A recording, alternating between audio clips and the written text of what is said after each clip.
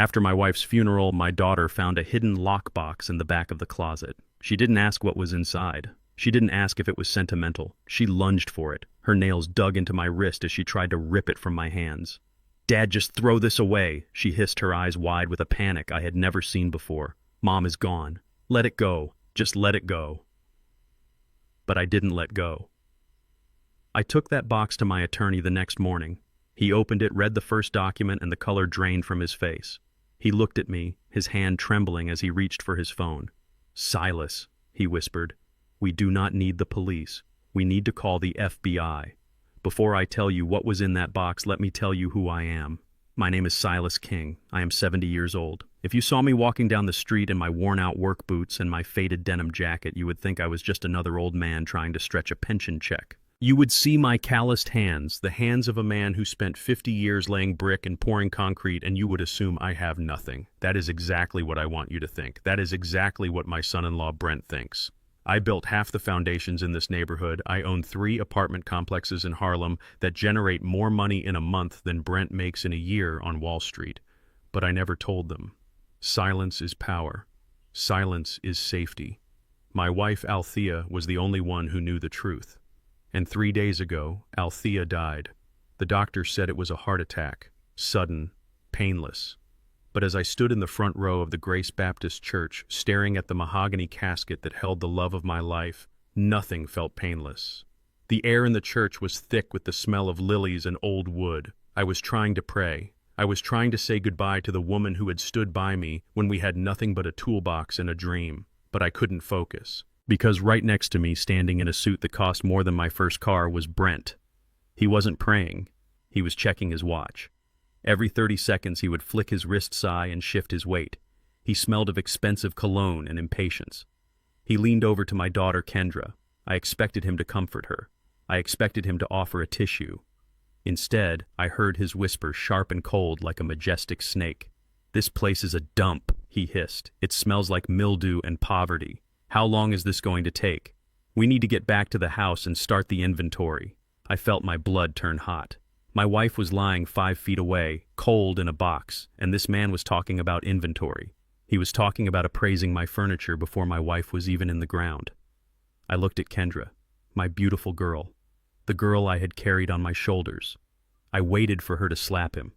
I waited for her to tell him to shut his mouth. But she didn't. She just dabbed her eyes carefully so she wouldn't ruin her makeup and whispered back, "I know, Brent. Just a little longer. We can call the estate liquidator tomorrow morning." Estate liquidator! The words hit me harder than the grief. They weren't mourning Althea.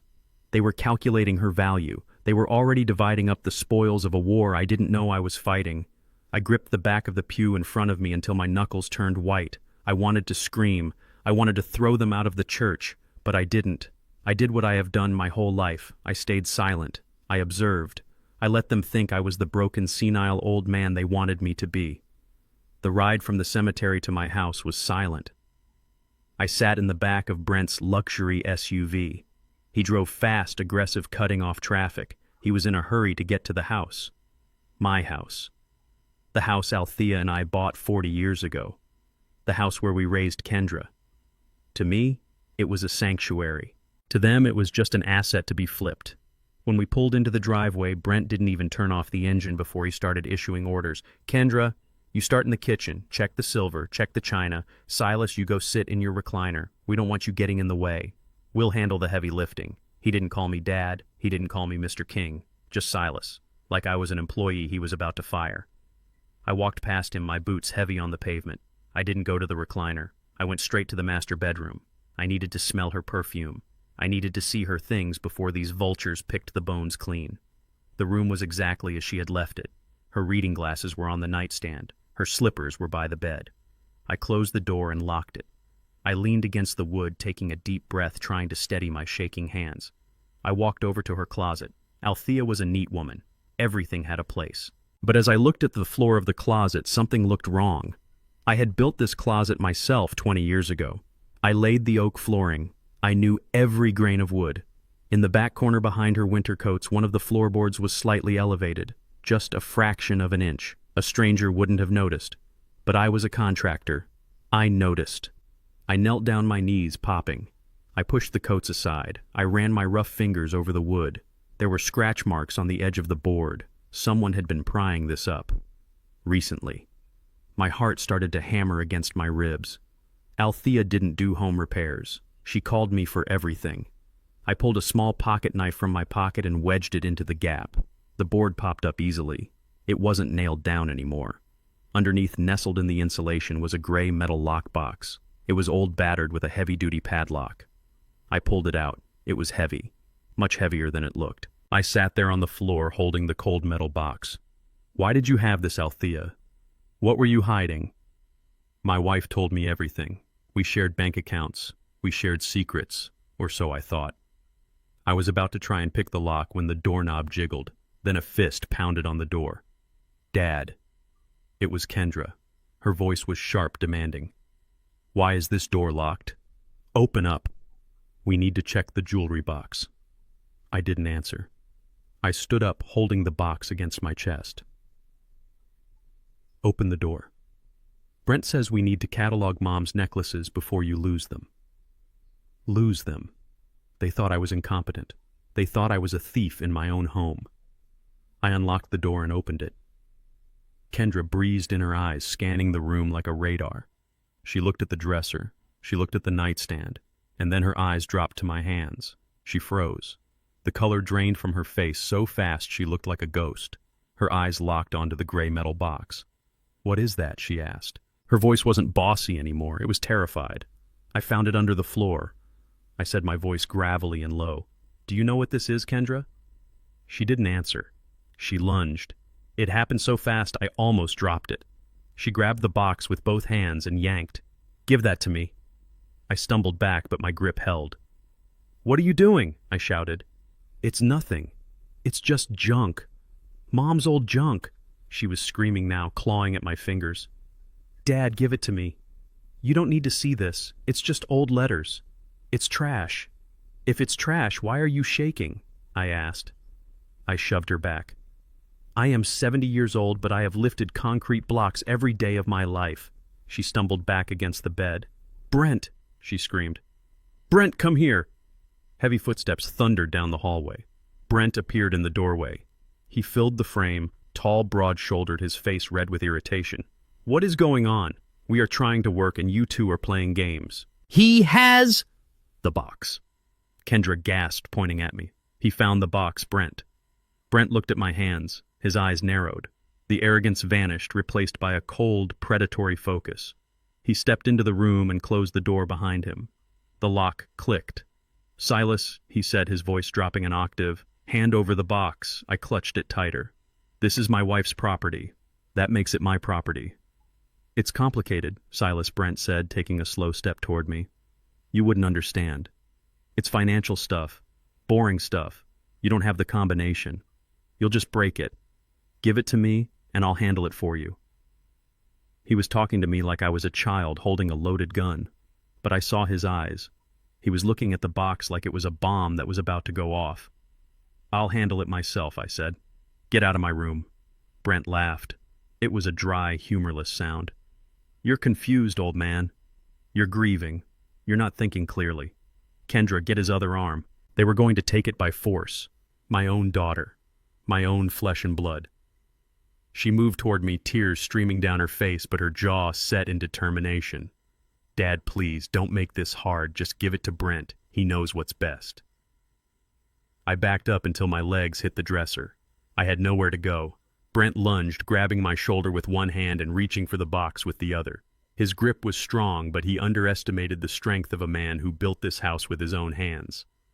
I didn't pull away. I stepped into him. I drove my shoulder into his chest and shoved him with every ounce of strength I had left. He wasn't expecting it. He stumbled backward, tripping over his own expensive shoes, and crashed into the wall. A picture frame shattered. "Don't you touch me!" I roared. The sound of my own voice surprised me. It was the voice of the foreman I used to be, the voice that commanded construction sites. Brent looked at me, stunned. He rubbed his chest. Kendra was sobbing by the bed. I held up the box. "Get out, both of you. Get out of this room before I call the police and have you removed from my property." Brent stared at me for a long, tense second. His eyes flicked to the box, then to my face. He saw something there he hadn't seen before. He saw that the old man wasn't broken. Not yet. Fine, Brent spat. Keep your trash. Play with your little box. We have work to do. He grabbed Kendra by the arm, roughly pulling her up. Come on, Kendra. Let him rot in here. They left. But they didn't go far. I locked the door again. I dragged a heavy oak chair and wedged it under the doorknob. I sat on the bed, my chest heaving the box on my lap. The house was quiet for a moment. Then I heard footsteps in the kitchen. I pressed my ear against the bedroom door. The walls in this house were solid, but the vents carried sound if you knew where to listen. I heard Brent's voice. He wasn't shouting anymore. He was whispering, but the tone was frantic. He was on the phone. He found it, Brent said. The old man found the lockbox. No, I couldn't get it. He fought back. Yeah, he's stronger than he looks. Listen to me, if he opens that box, we are dead. Buried. No, he doesn't know about the account yet. I know. I held my breath. We have to accelerate the timeline, Brent whispered. I don't care if it looks suspicious. We need to get him out of here. Tonight. We need to neutralize him before he talks to anyone. Yeah, call the doctor. Tell him the dementia is worse than we thought. Tell him he got violent. I backed away from the door. My legs gave out and I sank onto the bed. They weren't just greedy. They weren't just waiting for me to die. They were accelerating the timeline. I looked at the box. Whatever was inside this metal shell was enough to make my son-in-law terrified. It was enough to make my daughter turn on me. I looked at the window. The sun was setting. I was trapped in my own bedroom in my own house with two people who wanted me gone. I looked at the heavy padlock on the box. I didn't have the key. I didn't have the combination. But I had my tools in the garage. I knew I couldn't go to the garage. They would be watching. I had to wait. I had to wait until they slept. I sat in the dark watching the line of light under the door. I waited for hours. I heard them moving around. I heard the clinking of glasses. They were drinking, celebrating, or calming their nerves. Finally, around 2 a.m., the house went silent. I waited another hour just to be safe. I grabbed the box. I grabbed a jacket. I didn't put on my shoes because the boots would be too loud on the hardwood floors. In my socks, I moved to the window. We were on the first floor. Althea liked the garden view. I unlocked the window latch. It clicked, loudly. I froze. I waited. Nothing. I slid the window up. I climbed out into the cool night air, clutching the box to my chest. I didn't go to my truck. Brent had the keys. I walked. I walked through the backyard, over the fence I had built for my daughter when she was 5, and into the alley. I walked for 3 miles until I reached the downtown area. I sat in an all-night diner, clutching the box, drinking black coffee, waiting for the sun to come up. As soon as the clock hit 8 a.m., I walked to the office of Rossi and Associates. Tony Rossi was an old friend. He was the only man in this city who knew exactly how much I was worth. When I walked in, his receptionist gasped. I looked like a homeless man, unshaven, still in my funeral suit, carrying a metal box. I need to see Tony, I said. Silas? Tony Rossi came out of his office, his espresso cup halfway to his mouth. My God, you look terrible. Come in. I put the box on his mahogany desk. Open it, I said. Tony didn't ask questions. He saw the look in my eye. He took a heavy letter opener and jammed it into the lock mechanism. He twisted. He was a lawyer, not a thief, but the lock was old. With a loud crack, the latch gave way. Tony lifted the lid. There was no money inside, no jewelry. There was a thick leather-bound ledger and a hard drive, and on top of it all, a single piece of yellow legal pad paper with Althea's handwriting. If you are reading this, I am dead, the note said. And Brent is not who he says he is. Do not trust him. Do not trust Kendra. Check the ledger. Tony opened the ledger. He ran his finger down the first page. His eyes widened. He flipped the page. Then another. He stopped. He looked up at me, and his face was pale, completely drained of blood. Silas, he said, his voice barely a whisper. This isn't just tax fraud. This isn't just stealing from your accounts. He turned the ledger toward me. It was a list of transactions, dates, names, and amounts that made my head spin. But it was the names that mattered. These weren't banks, these were shell companies, and some of them were names I recognized from the news, bad names, cartel names. Your wife was tracking them, Tony said. She was documenting everything. Silas Brent isn't an investor. He is washing money, millions of dollars, and Althea found out. Tony reached for his desk phone. He didn't dial 911. We are not calling the police, Silas. The local police can't handle this. If Brent is mixed up with these people, he has protection. We need to call the FBI. I stood there, the room spinning. My wife didn't die of a heart attack. She was murdered. And now I was the only loose end left. The digital clock on the nightstand read 3 in the morning when I heard the sound that ended my life as a father and began my life as a hunter. It was a soft, scratching noise, metal against metal, coming from the bedroom door lock. I sat up in bed, my heart hammering against my ribs like a trapped bird. The heavy oak chair I had wedged under the doorknob groaned slightly under the pressure from the other side. They were not waiting for morning. Brent and Kendra were trying to pick the lock while I slept. I looked at the heavy metal box sitting on my lap. It felt cold and dangerous, like a loaded weapon. If they broke in and found me with it, there would be no more pretending. I would just be an old man who knew too much, and accidents happen so easily to old men in the middle of the night. I stood up silently, my joints popping in the quiet room. I did not put on my shoes because the heavy work boots would thunder on the floorboards. I grabbed the box and moved to the window. The scratching at the door got louder. I heard Brent whisper a curse word and then the sound of a drill bit engaging. He was going to drill the lock. I had seconds, not minutes. I unlocked the window latch and slid the sash up. The night air hit my face, cool and damp. I looked down. It was a 10-foot drop to the flower beds below. At 40, this would have been nothing. At 70, it looked like a canyon. I threw one leg over the sill. Behind me, the drill whirred to life, a high-pitched scream that tore through the silence of the house. I did not look back. I hugged the metal box to my chest and dropped. I hit the soft earth of the azalea bushes and rolled just like I learned on construction sites years ago to break a fall. Pain shot through my left ankle, sharp and hot, but I bit my lip to keep from crying out. I scrambled to my feet, ignoring the throb in my leg, and ran. I did not run to the street where the streetlights might catch me. I ran to the back alley, disappearing into the shadows of the neighborhood I had helped build. I moved like a ghost through the yards of my neighbors, praying that no dogs would bark. I had to get to the one place where Brent could not reach me. I had to get to Tony Rossi. The walk to his office took me an hour. I stuck to the shadows, my socks wet with dew, my ankle throbbing with every step. When I finally reached the brick building on Main Street, the sun was just starting to bleed gray light into the sky. I banged on the heavy wooden door. I knew Tony often slept on the couch in his office during big cases. He was a man who married his work after his wife passed. A light flickered on inside. The door opened and Tony stood there, rubbing sleep from his eyes, wearing a wrinkled shirt and suspenders. He looked at me, at my dirty socks, my mud-stained trousers, and the metal box clutched in my arms. He did not ask a single question. He just stepped aside and let me in. We went to his private office in the back. The room smelled of old paper and stale coffee. I placed the box on his mahogany desk. The metal clunked heavily. Tony looked at it, then at me. "My daughter tried to take this from me," I said, my voice raspy. "My son-in-law tried to break into my room to get it." "Open it, Tony." Tony went to his tool drawer and pulled out a heavy screwdriver and a hammer. He was a lawyer, but he knew how to use his hands.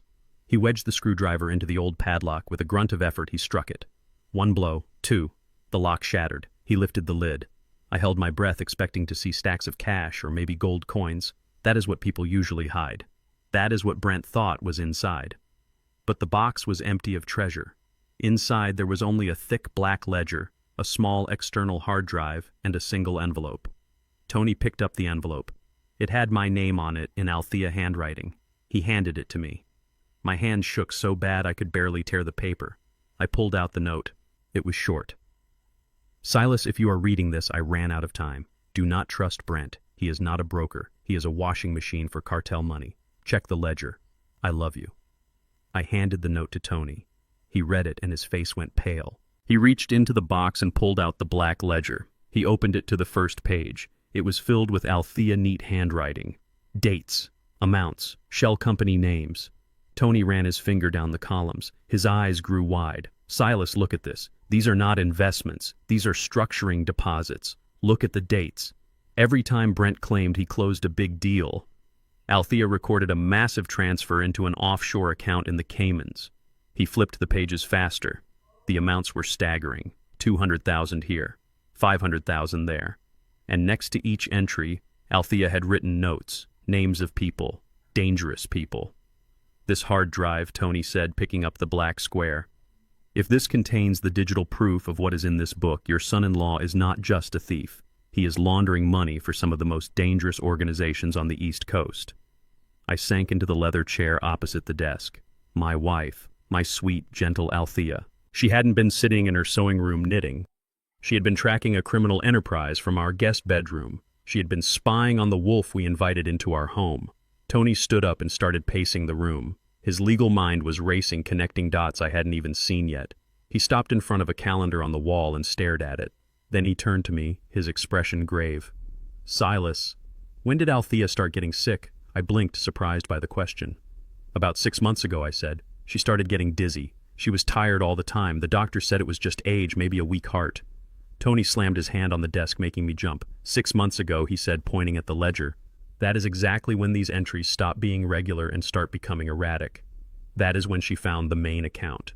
Look at this entry." He shoved the book toward me. There was a date 6 months ago circled in red ink. Next to it, Althea had written, "He knows."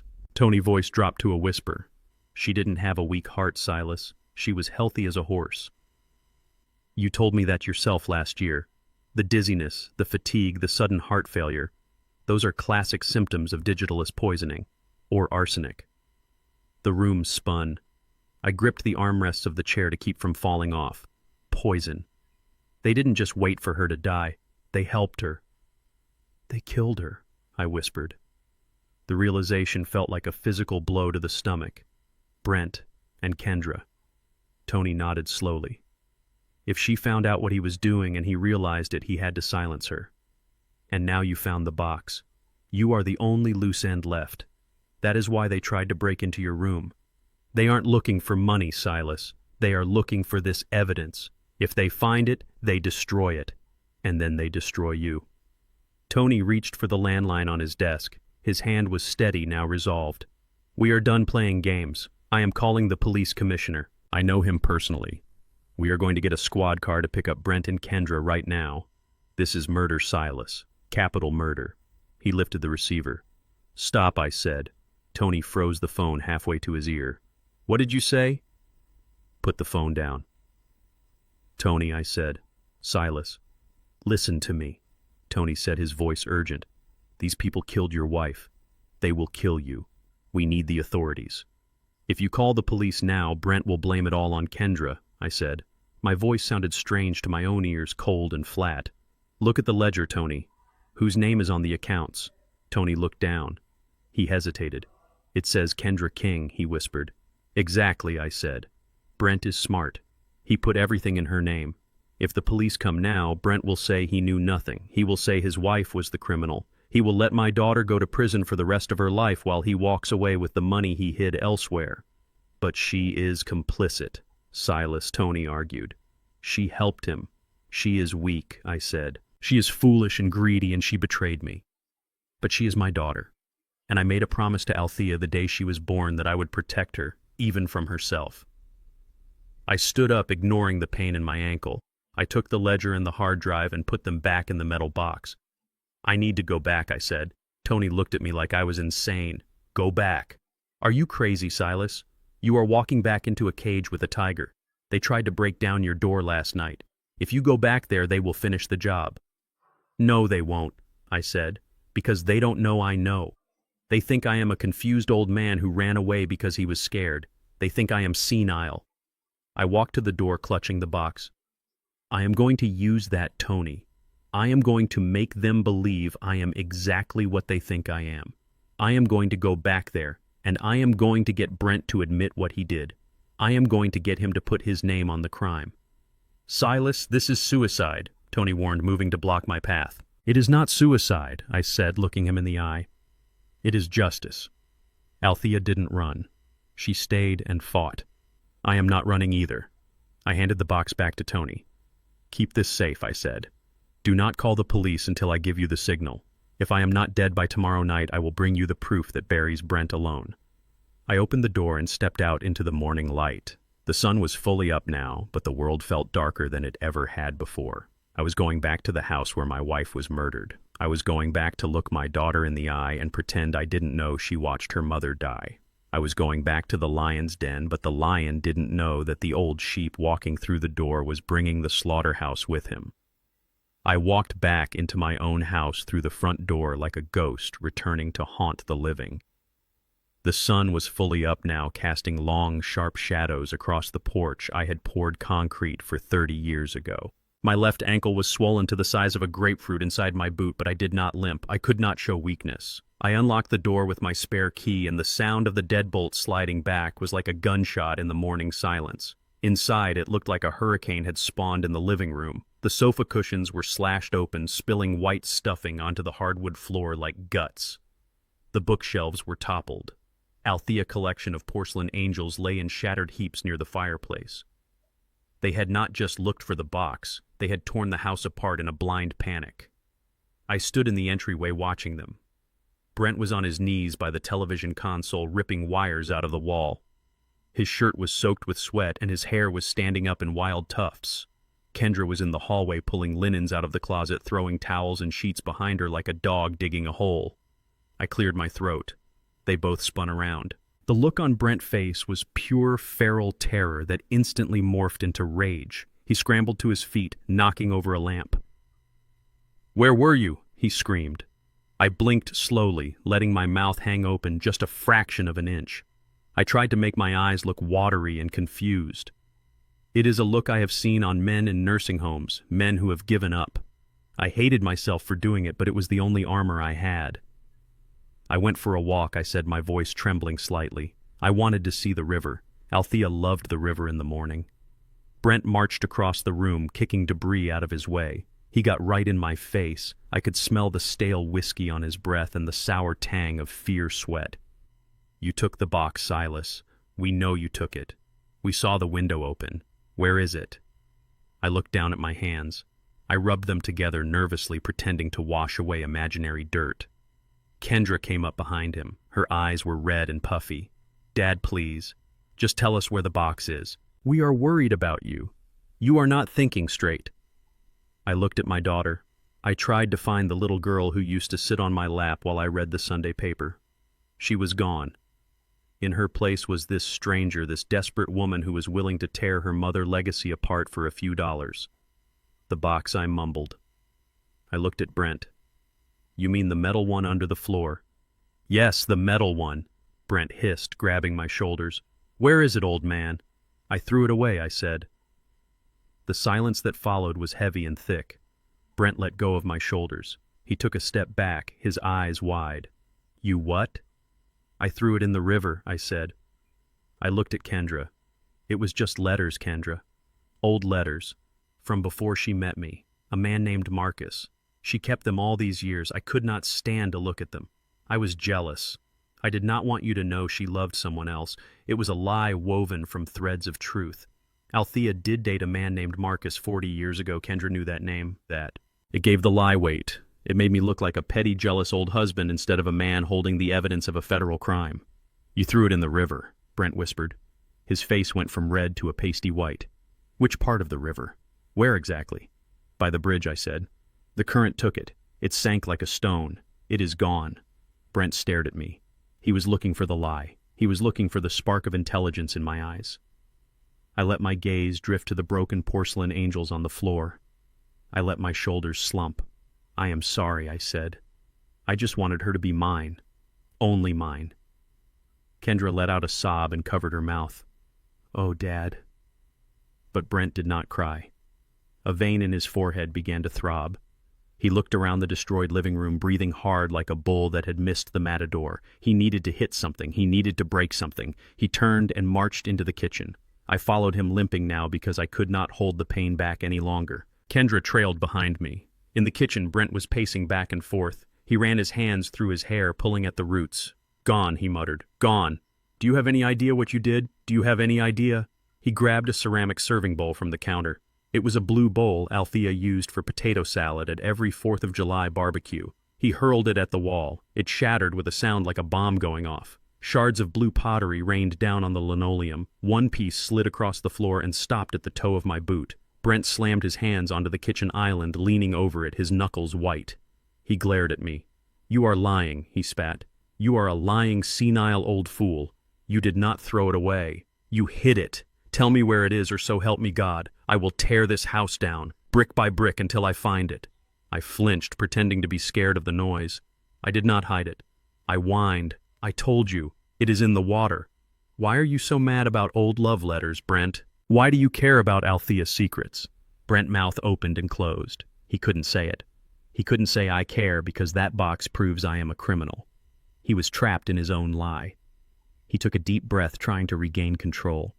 He stood up straight, smoothing his wrinkled shirt. He looked at Kendra, then back at me. His eyes were cold now, devoid of the fire from a moment ago. This was worse. This was the cold calculation of a man making a business decision. "You are not safe, Silas," he said. His voice was calm, terrifyingly calm. I looked at him. "I am fine," I said. "I just went for a walk." "You climbed out a window in the middle of the night," Brent said. "You wandered 3 miles to the river. You destroyed family property. You are delusional, Silas. You are hallucinating about love letters and throwing things into rivers. You are a danger to yourself." He walked over to me. He held out his hand. "Give me your keys," he said. "What?" "Your truck keys. And your house keys. Give them to me." I stepped back. "No, I need my truck. I have to go to the hardware store." "You are not going anywhere," Brent said. "You are not fit to drive. You are barely fit to walk. Give me the keys, Silas, or I will call the police and tell them you are having a psychotic episode. I will tell them you destroyed the living room. Who do you think they will believe? The successful investment banker or the confused old man who climbs out windows?" I looked at Kendra. She was looking at the floor, refusing to meet my eyes. She was letting this happen. She was letting him strip me of my freedom. I reached into my pocket. My hand touched the cold metal of the keys. I pulled them out. I dropped them into Brent's open palm. "My phone too," he said. "I need my phone," I said. "What if I fall? What if I need help?" "We are here to help you," Brent said, smiling a smile that didn't reach his eyes. "We are going to stay here with you, Silas. Kendra and I. We are moving in. Until you get better. Or until we decide what to do with you." He snapped his fingers. "Phone." I handed him my old flip phone. He dropped it into his pocket along with the keys. "Now," he said, clapping his hands together, "since you like wandering off, we need to make sure you stay put." He walked out of the kitchen. I heard him rummaging in his bag in the hallway. He came back with a white box and a power drill. I watched as he climbed onto a chair in the corner of the living room. He drilled 2 holes into the ceiling I had plastered myself. He mounted a small white camera. The red light blinked on, staring at the entire room like an unblinking eye. He moved to the front door. He took a screwdriver and removed the batteries from the smart lock keypad. "From now on," he said, standing on the chair, "this door stays locked from the outside. Only I know the code." He looked down at me from his perch. He looked like a king surveying his subjects. "This is for your own good, Silas," he said. "We can't have you wandering off and losing things. We can't have you hurting yourself." Kendra walked over and took my arm. Her touch was light, but I flinched. "Come on, Dad," she said softly. "Let's get you sat down. You look tired. I will make some tea." She led me to the recliner, the only piece of furniture in the living room that hadn't been overturned. I sat down. The leather groaned under my weight. Brent finished installing the camera. He took out his smartphone and tapped the screen. He looked at the phone, then up at the camera, then at me. "Perfect," he said. "I can see everything from here. Even when I am in the bathroom, I can see every move you make, Silas. So don't try anything stupid." He walked over to the window I had escaped from. He took a handful of long screws from his pocket. He drove them into the window frame, sealing it shut. The wood splintered. He did the same to the back door. He was turning my home into a fortress, a prison. I sat in my chair, my hands resting on my knees. I looked at the camera blinking in the corner. I looked at Brent screwing my freedom shut. I looked at Kendra sweeping up the broken pieces of the blue bowl. They thought they had won. They thought they had trapped a senile old man in a box. They thought they had cut off my escape. But they didn't know about the second phone taped inside the air return vent in the hallway. They didn't know about the copy of the ledger sitting on Tony Rossi's desk. They didn't know that I had spent 40 years building things, and I knew that every structure, no matter how strong, has a load-bearing wall that, if removed, brings the whole thing down. Brent turned around, dusting off his hands. There, he said. Safe and sound. Now, Silas, why don't you take a nap? We have a lot of cleaning up to do. I closed my eyes. I let my head drop back. I let my mouth hang open again. Okay, I whispered. Okay. I listened to them moving around the house. I heard Brent whispering to Kendra that they needed to search the riverbank just in case. I heard them plotting. I smiled internally. It was a cold, hard smile. You think you locked me in here with you, Brent, I thought. But you are wrong. You locked yourself in here with me. You locked yourself in here with the man who knows your secret. You think this is a prison. It is not a prison, son. It is a demolition site, and I am the one holding the detonator. The next morning started with the smell of burnt bacon and a lie wrapped in a smile. I had spent the night in the recliner because I refused to sleep in the bedroom where they could lock me in. My neck was stiff and my ankle throbbed with a dull ache, but my mind was sharp. It had to be. I was a prisoner in the house I built with my own 2 hands, and my jailers were waking up. Kendra came into the living room carrying a tray. She was wearing her silk robe, the one she bought with money she stole from my savings account, though she did not know I knew that yet. She had dark circles under her eyes. Guilt or fear, I did not know which. She set the tray on the coffee table. There were eggs toast and a small glass of orange juice. Next to the juice sat 2 pills. They were small and bright blue. Here you go, Dad, she said. Her voice was too high, too cheerful. It sounded like the voice you use when talking to a toddler or a dog you are about to put down. Eat up. You need your strength. I looked at the food. I looked at the pills. What are those? I asked. My voice was raspy from lack of use. Just vitamins, she said quickly. Brent and I went to the pharmacy this morning. The pharmacist said these are excellent for cognitive health. They will help with the confusion, Dad. They will help you remember where you put the lockbox. She touched my shoulder. Her hand felt cold. I looked at her face. My daughter. The girl I taught to ride a bike, the girl I walked down the aisle, she was looking me in the eye and lying to me. I knew what vitamins looked like. Althea took vitamins every day. These were not vitamins. These looked like sedatives, or worse. I remembered Althea in her final months. She was always tired. She complained of a fog in her brain. She said she felt like she was wading through mud. Kendra had been bringing her tea every afternoon. Special tea, she said. I felt a cold knot tighten in my stomach. I picked up the pills. They felt heavy in my palm. Okay, I said. I played the part. I let my hand tremble. I let a little bit of spit gather at the corner of my mouth. I wanted them to see a broken old man. Vitamins. Good. I put the pills in my mouth. I took a big gulp of orange juice. I swallowed loudly. Kendra watched my throat. She watched the muscles move. She let out a breath she had been holding. Good job, Dad, she said. She patted my head. Actually patted my head like I was a child. Now eat your eggs. Brent will be down in a minute. She turned and walked back to the kitchen. As soon as she crossed the threshold, I spit the pills into the napkin on my lap. They were already starting to dissolve, tasting bitter and chemical. I folded the napkin tight. I shoved the eggs into my mouth, chewing fast, forcing myself to eat. I needed the energy. Brent came down the stairs a few minutes later. He was dressed in a suit, but he looked disheveled. He ignored me completely. He walked straight to the back door and whistled. Baron, he shouted, get in here. Baron was Brent's dog, a purebred Doberman that cost $3,000. Brent loved that dog more than he loved his wife. He fed it better meat than he fed me. The dog came bounding in claws, clicking on the hardwood. It was a beautiful animal, sleek and powerful, but nervous. It knew there was tension in the house. Brent poured a bowl of expensive kibble in the corner of the dining room. Eat up, buddy, he said, scratching the dog ears. Daddy has a big day. Daddy. He called himself Daddy to a dog while treating his father-in-law like a prisoner. Brent went into the kitchen to argue with Kendra about coffee. I saw my chance. I whistled softly. Baron looked up. His ears pricked. I held out a piece of sausage from my plate. I had pressed the 2 blue pills into the meat. Come here, boy, I whispered. The dog trotted over. He sniffed the sausage. He didn't smell the bitterness over the grease. He gulped it down in one bite. Good boy, I whispered. I leaned back in my chair and wiped my greasy fingers on my pants. I felt a twinge of guilt. The dog was innocent. But I needed to know. I needed to know what they were trying to feed me, and I needed a distraction. 2 hours later, the distraction arrived. I was sitting in the living room watching the blinking red light of the camera Brent had installed. Brent was on his laptop at the dining table aggressively typing. Kendra was folding laundry.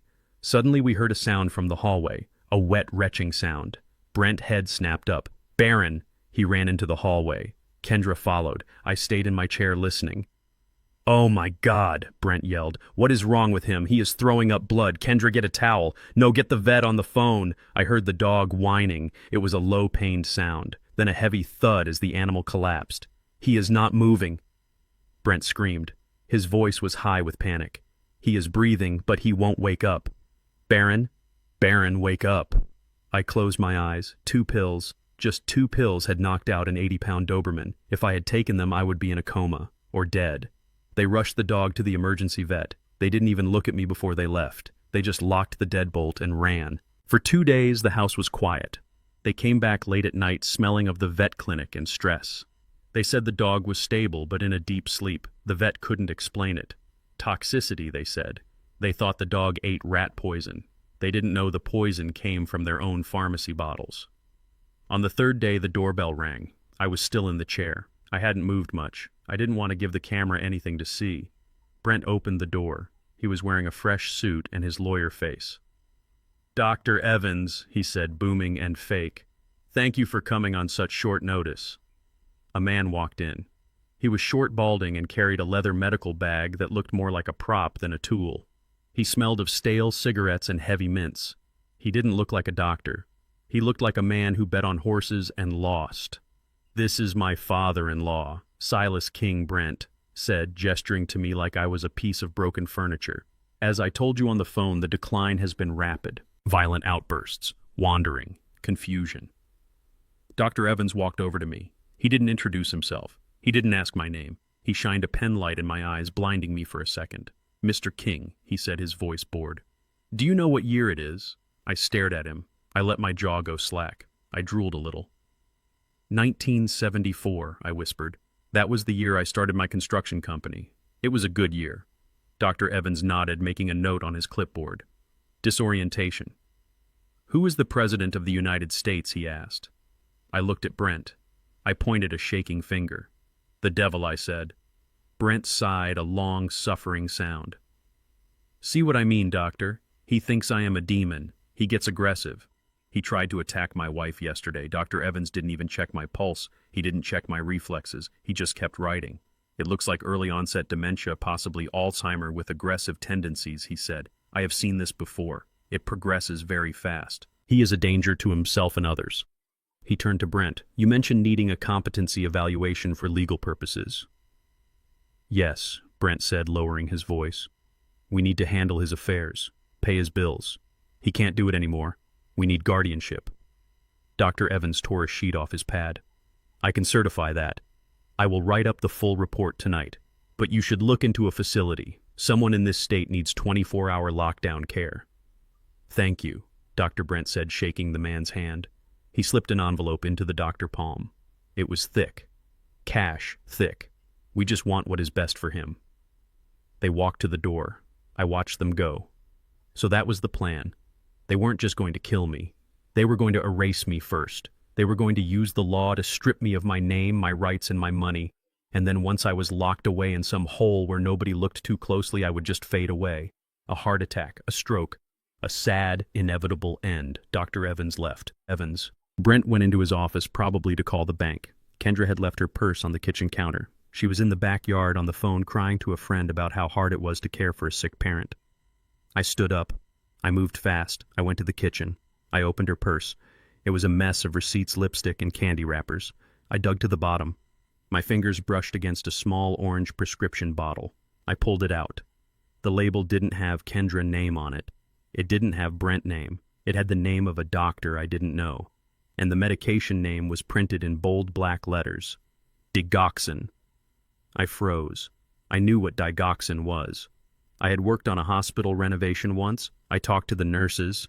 Digoxin is for heart failure. It regulates the rhythm. But if you give it to someone with a healthy heart, it causes chaos. It causes confusion, nausea, visual disturbances, and eventually cardiac arrest. I remembered Althea complaining about her vision. She said the lights had halos around them. She said she felt sick to her stomach every morning. I looked at the date on the bottle. It was filled 6 months ago, the exact time Althea started getting sick. This wasn't just a sedative. This was the murder weapon. They had poisoned my wife with heart medication. They had watched her get sick day by day and told her it was just old age. They had watched the life drain out of her while they waited for the inheritance, and now they were trying to feed it to me. I heard the back door slide open. Kendra was coming back inside. I dropped the bottle back into her purse and closed it. I scrambled back to the living room and sat down in my chair just as she walked in. My heart was racing not from the medicine, but from a rage so hot it felt like it would burn a hole through my chest. They killed her. The realization wasn't a theory anymore. It was a fact held in an orange plastic bottle. They killed Althea, and they were going to kill me. Kendra walked into the living room. She looked at me. She smiled a sad, pitying smile. "How are you doing, Dad?" she asked. "Did the nice doctor help you?" I looked at her. I looked at the daughter my wife had nursed. I looked at the woman who was carrying poison in her purse. I smiled back. It was a crooked, broken smile. "I am tired, Kendra," I said. "I am just so tired." "Why don't you take a nap?" she said. "I will bring you some tea later." I nodded. Yes.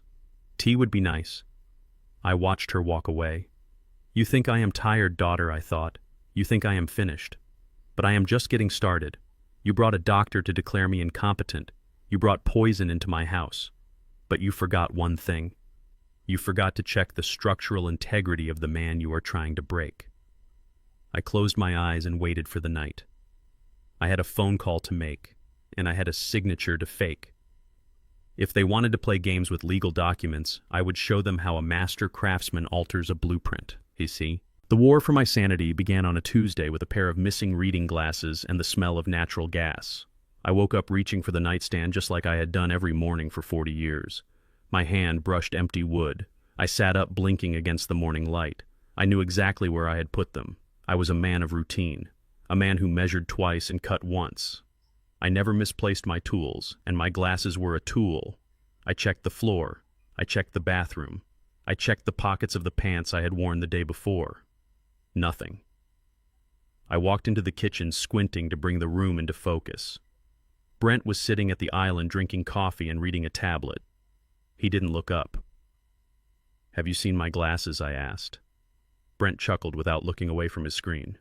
"Check the refrigerator, Silas. That is where you put them yesterday.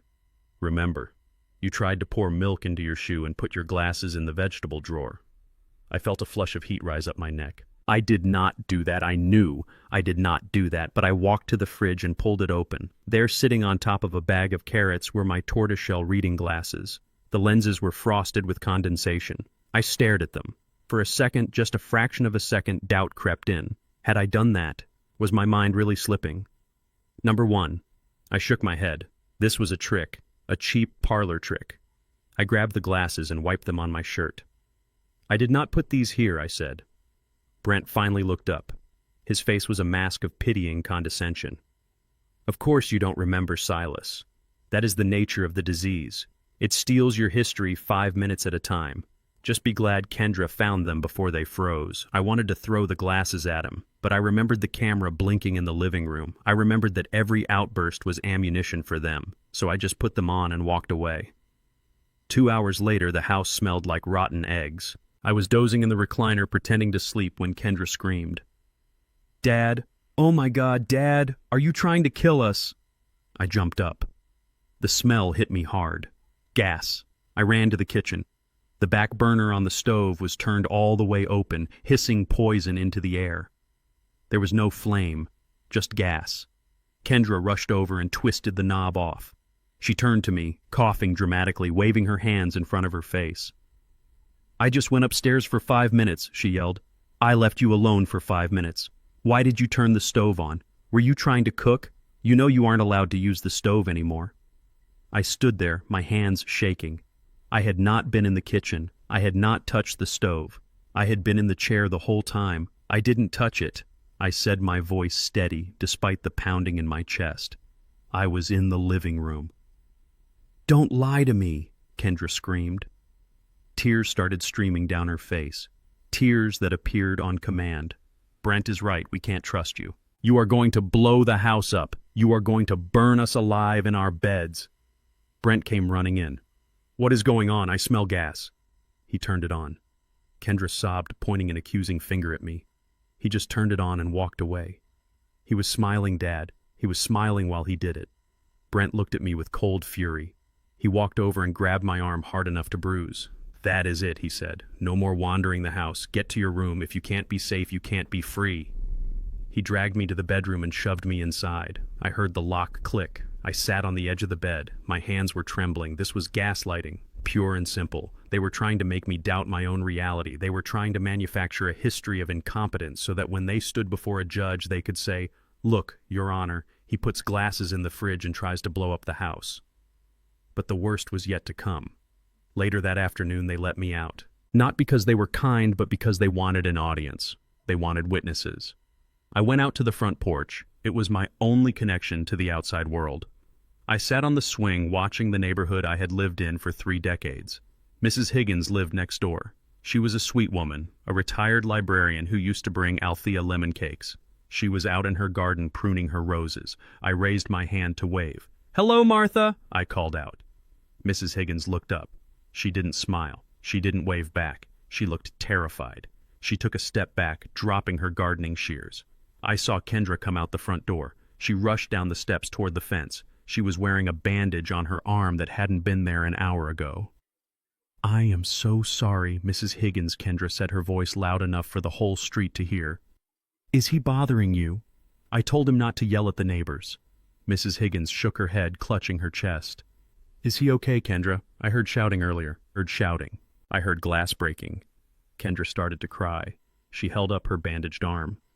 "He is having a bad day, Mrs. Higgins." He got confused again. He thought I was an intruder. He threw a vase at me. "I am trying so hard, but he is getting so violent. We are scared to sleep at night." I stood up. "That is a lie," I shouted. My voice cracked. "Martha, she is lying. I never touched her." Kendra turned to me, her face a picture of terrified victimhood. "Dad, please stop screaming. You are scaring her. Go back inside. Please just go inside before you hurt someone else." Mrs. Higgins looked at me with pity and fear. "Go inside, Silas," she said softly. "Listen to your daughter. She is just trying to take care of you." I looked at the woman who had known me for 30 years. She looked at me like I was a rabid dog that needed to be put down. They had stolen my reputation. They had stolen my history. In the eyes of my neighbors, I was no longer Silas King, the builder, the good neighbor. I was Silas King, the violent, senile old man. I didn't argue. I didn't scream. I knew that anything I said would just confirm their story. The angry old man defending himself is exactly what they wanted. I turned around and walked back into the house. I walked past Kendra, who was hiding a smirk behind her hand. I walked past Brent, who was watching from the window with his arms crossed. I went straight to the hallway bathroom and locked the door. This was the only room in the house without a camera. Brent didn't put one here, probably because even he had limits, or maybe he just didn't want to watch an old man use the toilet. I turned on the faucet, full blast. The rushing water would mask any sound. I knelt down by the sink. Underneath the cabinet where the pipes went into the wall, there was a loose panel. I had installed it myself years ago to access the shut-off valve. I pried the panel open with my fingernails. Inside, wrapped in a plastic bag and taped to the back of the drywall, was a cheap burner phone. I had bought it cash 3 months ago when Althea first mentioned she was worried about Brent. I had forgotten about it until the night I escaped. When I came back, I managed to retrieve it from the garage and hide it here. I pulled it out and turned it on. The battery was at 40%. I checked the messages. There was one from Tony Rossi. "Hold tight, Silas. The FBI needs more. They need a direct link to the money. They need him to sign something or say something that proves intent. Don't engage, just record." I opened the voice recorder app. I had left it running earlier when I hid the phone in my pocket during the kitchen incident. I played it back, holding the phone to my ear. The audio was crisp. I heard the hiss of the gas. I heard Kendra laugh softly before she started screaming. I heard her say, "Okay, he is coming. Start crying now." And then the scream. Dad, oh my God, Dad. It was perfect. It proved the performance. I saved the file. I started a new recording. I am in the bathroom, I whispered into the phone. Date is October 14th. They have started the psychological warfare. They are staging accidents. They have alienated the neighbors. They are building a case for emergency guardianship. I am physically safe for now, but they are escalating. I turned off the phone, wrapped it back in the plastic, and taped it back inside the wall. I replaced the panel. I washed my face with cold water. I looked at myself in the mirror. My eyes were tired, red-rimmed, and sunken.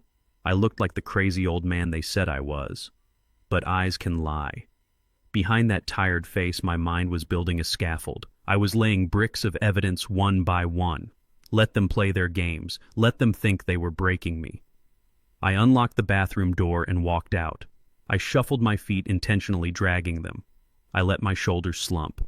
I walked into the living room. Brent and Kendra were sitting on the couch drinking wine. They stopped talking when I entered.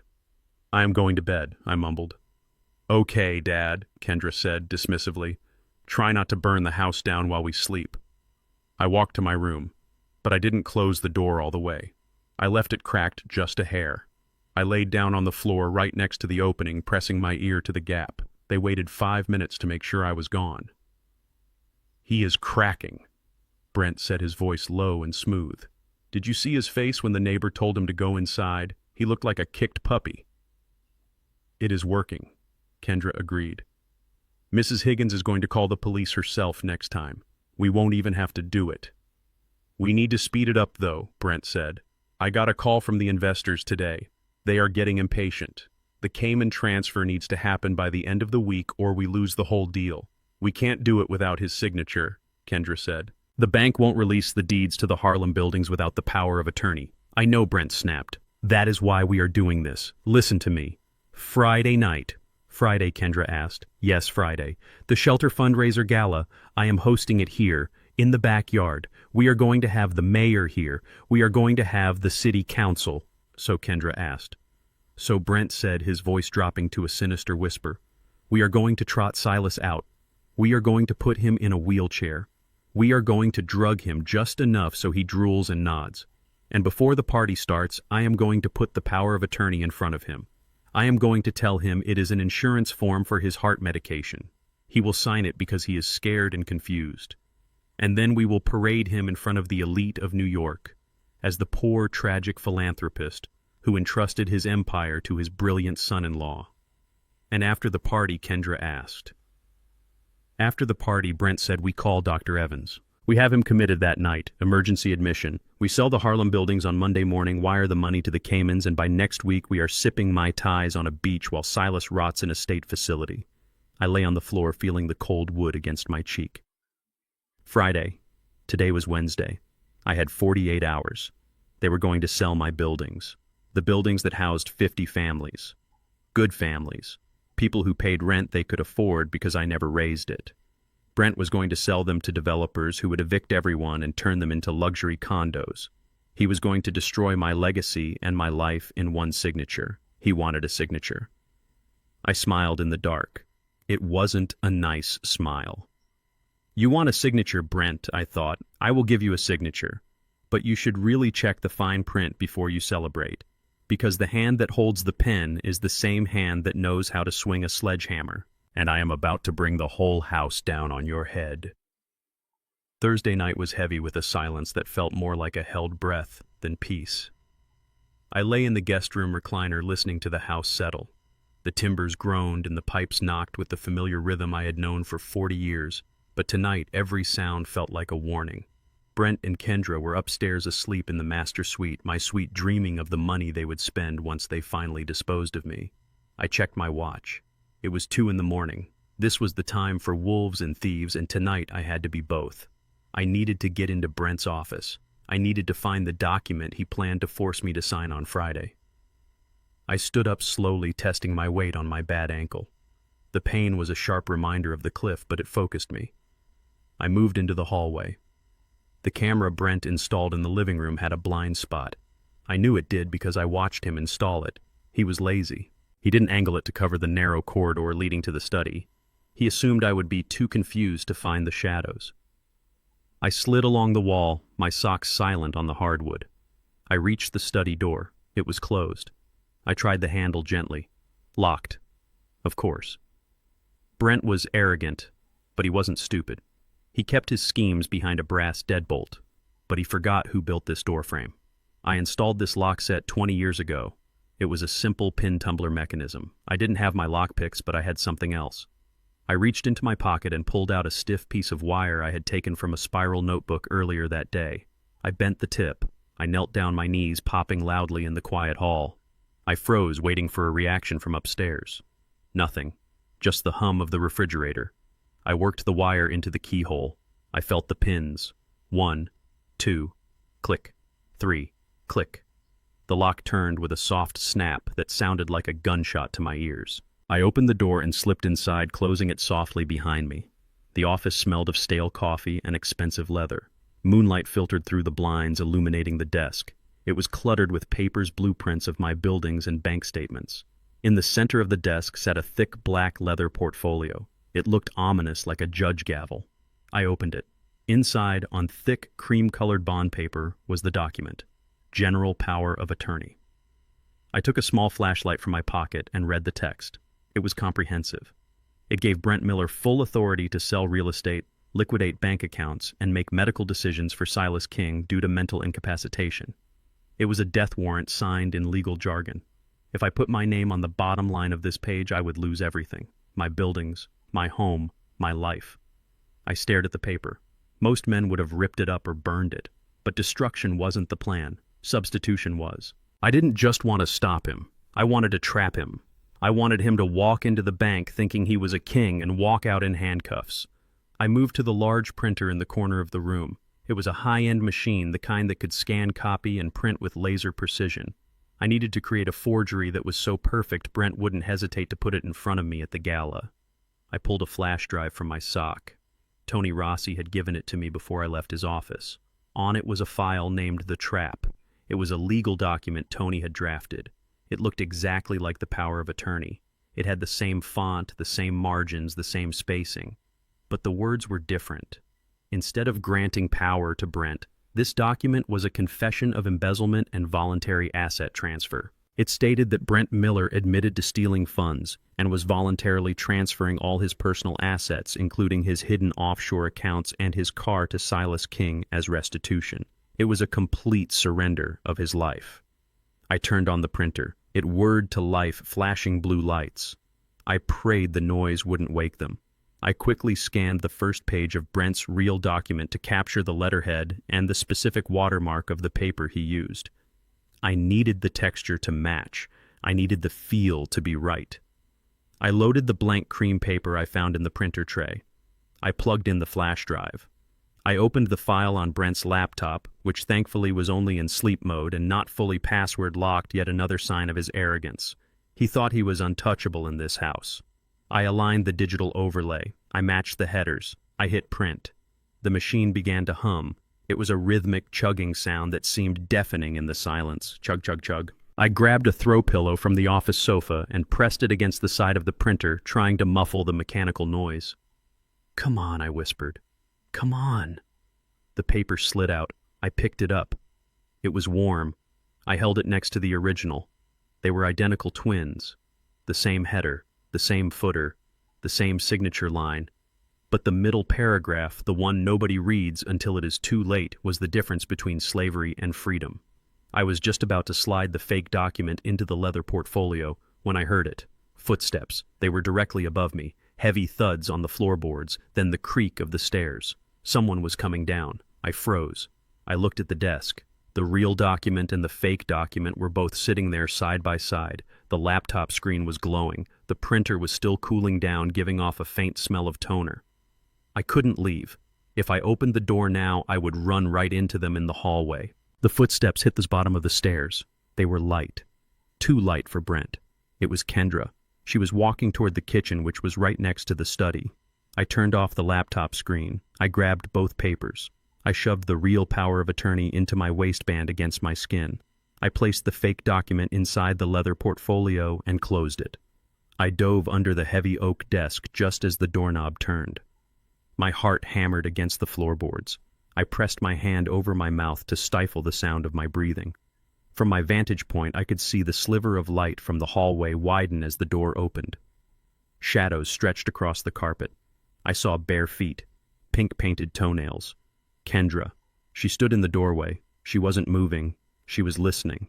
The printer made a small clicking sound as it went into standby mode. Kendra took a step into the room. "Brent," she whispered. "Are you in here?" I squeezed my eyes shut. If she turned on the light, she would see the chair I had moved. She would see the slightly askew papers on the desk. She would see me curled up in the knee-hole of the desk like a frightened animal. She took another step. She was 3 feet away from me. I could smell her lotion, lavender and vanilla, the same scent Althea used to wear when Kendra was a baby. The memory made my chest ache. She stood there for 10 seconds. 10 seconds that felt like 10 years. I prepared myself to fight. If she saw me, I would have to cover her mouth. I would have to restrain her. I didn't want to hurt my daughter, but I wouldn't let her destroy me. Then from the kitchen, the ice maker in the refrigerator cycled and dumped a load of ice with a loud crash. Kendra jumped. She let out a small gasp. She turned around and walked out of the office, pulling the door shut behind her. I heard the latch click. I stayed under the desk for 5 full minutes, listening to her walk to the kitchen, pour a glass of water, and walk back upstairs. I listened until I heard the bedroom door close overhead. I crawled out from under the desk. My knees were shaking so bad I had to hold on to the chair to stand up. I wiped the sweat from my forehead. I looked at the portfolio on the desk. It looked innocent, just a black leather folder, but inside was a landmine. I checked the room one last time. I wiped my fingerprints off the printer. I wiped the edge of the desk. I made sure the chair was exactly where it had been. I slipped out of the office and locked the door behind me using the wire tool. It clicked shut, sealing the trap. I crept back to the living room and sat in the recliner. I pulled the real power of attorney document from my waistband. I tore it into tiny pieces. I couldn't throw them in the trash. Brent checked the trash. I put the pieces in my mouth. The paper tasted like chemicals and wood pulp. I chewed them until they were a paste and swallowed them. It was bitter, but it tasted like victory. I leaned back in the chair and closed my eyes. The sun would be up in 3 hours. Friday was coming. The gala was coming. Brent wanted a signature. He wanted me to sign away my life in front of his wealthy friends. He wanted to show off his power. I patted my stomach where the real document was digesting. "You will get your signature, son," I thought. "You will get exactly what you asked for. And when you realize what you have done, it will be too late. The ink will be dry and the handcuffs will be cold." I watched the camera in the corner blink its red eye. I stared right into the lens. "Watch me," I thought. "Watch closely, because you are about to see a magic trick.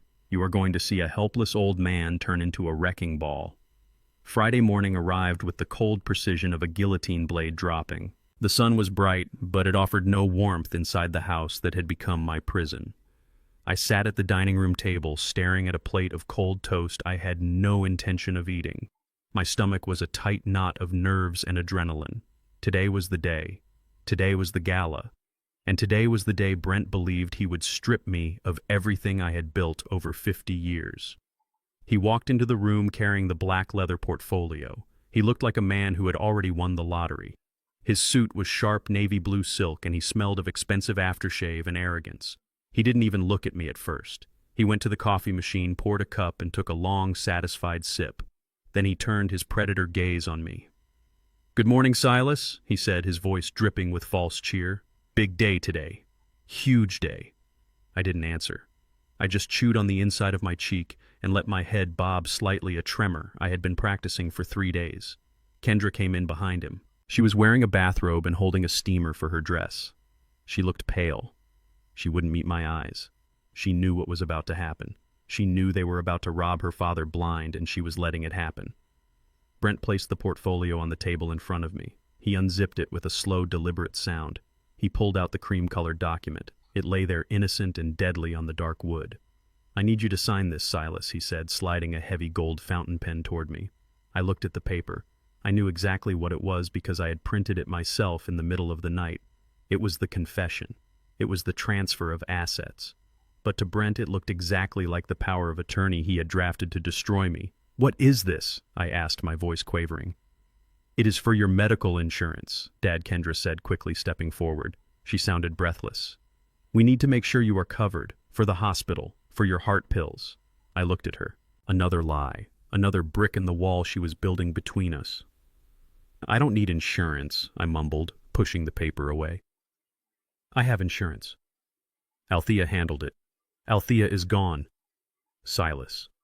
Brent snapped, his patience evaporating instantly. You need to sign this so we can take care of you. Do you want to die of a heart attack because you couldn't afford your medicine? Do you want to end up on the street? He was using fear. It was his favorite tool. I reached for the pen. My hand shook violently. I wasn't faking the shaking entirely. My body was vibrating with the intensity of the moment. If this went wrong, if he looked closely at the text, if he decided to read the paragraph above the signature line, it was over. He would kill me right here in the kitchen. I picked up the pen. It felt heavy and cold. I brought the tip down to the paper. Where do I sign? I asked. Right there, Brent said, pointing to the line at the bottom, next to the X. I lowered the pen. I let the tip hover over the paper. Then I let my hand spasm. The pen slipped from my fingers and clattered onto the table, rolling across the document. A drop of black ink splattered onto the wood. Oops, I whispered. Brent slammed his hand down on the table, making the silverware jump. Pick it up, he roared. Pick it up and sign the damn paper. I cowered, shrinking back into my chair. I am sorry, I whined. My hands. They don't work right. Pick it up. Silas. Brent yelled again. We don't have time for this. The caterers are coming in an hour. I reached for the pen again. I fumbled with it. I dropped it again. This time it rolled onto the floor. I started to bend down to get it moving with agonizing slowness. My bad ankle protested. I groaned. For God's sake, Brent shouted. He marched around the table. He bent down and snatched the pen from the floor. He grabbed my right hand. His grip was painful, crushing my fingers together. He jammed the pen into my hand and wrapped his fingers around mine, forcing a grip. You are going to sign this, Silas, he hissed in my ear. You are going to sign it right now, or I swear I will have Dr. Evans commit you before lunch. I will have you thrown in a padded room where you will never see the sun again. I looked up at him. I let him see the fear in my eyes. It wasn't fear of him. It was fear of failing Althea. Okay, I whispered. Okay, Brent, don't hurt me. Sign it, he commanded. He guided my hand to the paper. He pressed down. I let the tip of the pen touch the fiber of the paper. This was it, the point of no return. I stiffened my wrist. I fought against his grip just enough to make it look like a struggle, but not enough to stop the movement. I wrote my name, Silas King. The letters were jagged and uneven, forced by the pressure of his hand over mine, but they were legible. It was my signature, and it was binding. Done, Brent said. He released my hand. I dropped the pen. It rolled away, forgotten. Brent snatched the paper up. He held it up to the light, checking the signature. He smiled. It was the smile of a wolf that had just taken down a stag. Finally, he said, he didn't read the text. He didn't check the clauses. He didn't look at the title, which I had carefully matched to his font, but changed the wording of. He was so blinded by his own greed, so certain of his own victory, that he didn't even look at what he had won. He opened the portfolio and slid the document inside. He zipped it shut. The sound was final. He looked at Kendra. We are good, he said. Call the bank. Tell them I will be faxing the authorization on Monday morning. Tell the investors the funds are secured. Kendra let out a long breath. She looked at me. There was a moment of hesitation in her eyes, a flicker of something that might have been regret, but it vanished as quickly as it came. Okay, she said. I will call them. Brent turned back to me. He leaned down, his face inches from mine. I could smell the coffee on his breath. You did good, Silas, he said. Now listen to me very carefully. I looked at him, blinking slowly. Tonight is the gala, he said. There are going to be a lot of important people here. People with money. People I need to impress. You are going to be there.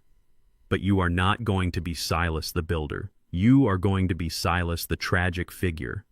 He walked to the hallway closet and pulled out a wheelchair. We didn't own a wheelchair. He must have rented it or bought it just for this. You are going to sit in this, he said, parking it next to the table. You are not going to walk. You are not going to talk. If anyone speaks to you, you just smile and nod. You look frail. You look grateful. Do you understand? I nodded. Good, he said, because this is your last night in this house. My heart hammered against my ribs. What I whispered. Brent laughed. He patted my cheek, a hard, stinging pat. "Did you really think we were going to keep you here?" he asked. "After everything. After the fire hazard. After the wandering. No Silas. I have already made the arrangements. The ambulance is coming at 11 o'clock tonight, right after the party ends." He straightened up, adjusting his tie. "We found a place for you. It is upstate. Very quiet, very secure. They specialize in difficult cases. Once you go through those doors, you don't come out. Not until you are in a box." He picked up the portfolio. He tucked it under his arm like a trophy. "So enjoy the party, Silas," he said. "Eat some cake. Look at the lights. Because tomorrow you are going to be staring at a white wall for the rest of your life." He turned and walked out of the kitchen whistling. Kendra stood there for a moment. She looked at the wheelchair. She looked at me. "It is for the best, Dad," she whispered. "You will be safer there." Then she turned and followed her husband, leaving me alone in the kitchen. I sat there listening to the silence. They were going to ship me off tonight. 11 o'clock. That was my deadline. I had 12 hours. I looked at the wheelchair. It was shiny and chrome, a prop for their play. I looked at the spot on the table where the ink had stained the wood. "You think you won, Brent," I thought. "You think you hold the keys to the kingdom. But you just signed your own confession. You just handed me your life, your money, and your freedom." I slowly stood up. I walked over to the wheelchair. I gripped the handles. My knuckles were white. "I am not going to a home," I whispered to the empty room, "and I am not going to be a prop. Tonight, in front of all your rich friends, in front of the people you are trying to scam, I am going to stand up, and when I stand up, you are going to fall."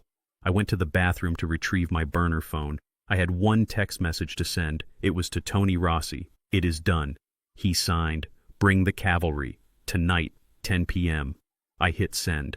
Then I went back to the living room, sat in my recliner, and waited for the show to begin. I closed my eyes and pictured Althea. "Watch this, Althea," I thought. "Watch what I do for you." By 8 o'clock that evening, my backyard had been transformed into a stage for the devil. The humble garden Althea had tended for 40 years was gone, covered by white tents, rental flooring, and tables draped in silk. String lights twinkled in the trees I had planted when Kendra was a baby, casting a soft golden glow over the crime scene. I sat in the chrome wheelchair parked in the corner like a piece of unwanted furniture. My head lolled to the side and my mouth hung slightly open. To the casual observer, I was a vegetable, a man whose mind had turned to mush, leaving only a husk behind. Kendra had come to my room an hour before the guests arrived. She had a syringe in her hand.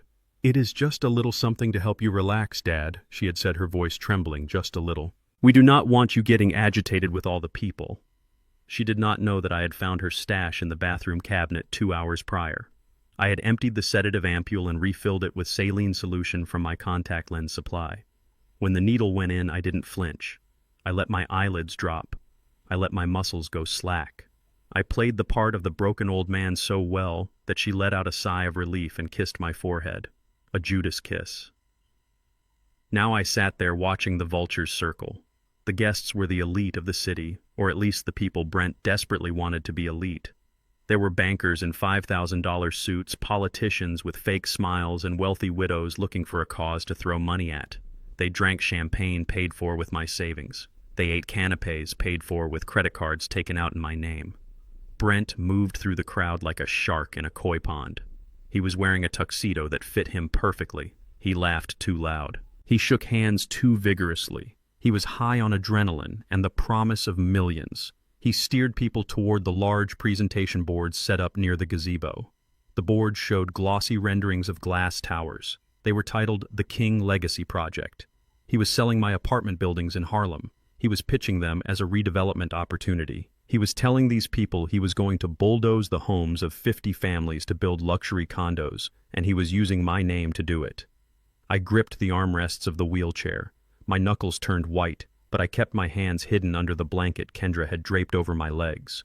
The rage in my chest was a physical weight, hot and heavy. I wanted to stand up. I wanted to flip the tables. I wanted to scream that this man was a thief and a liar. But I waited.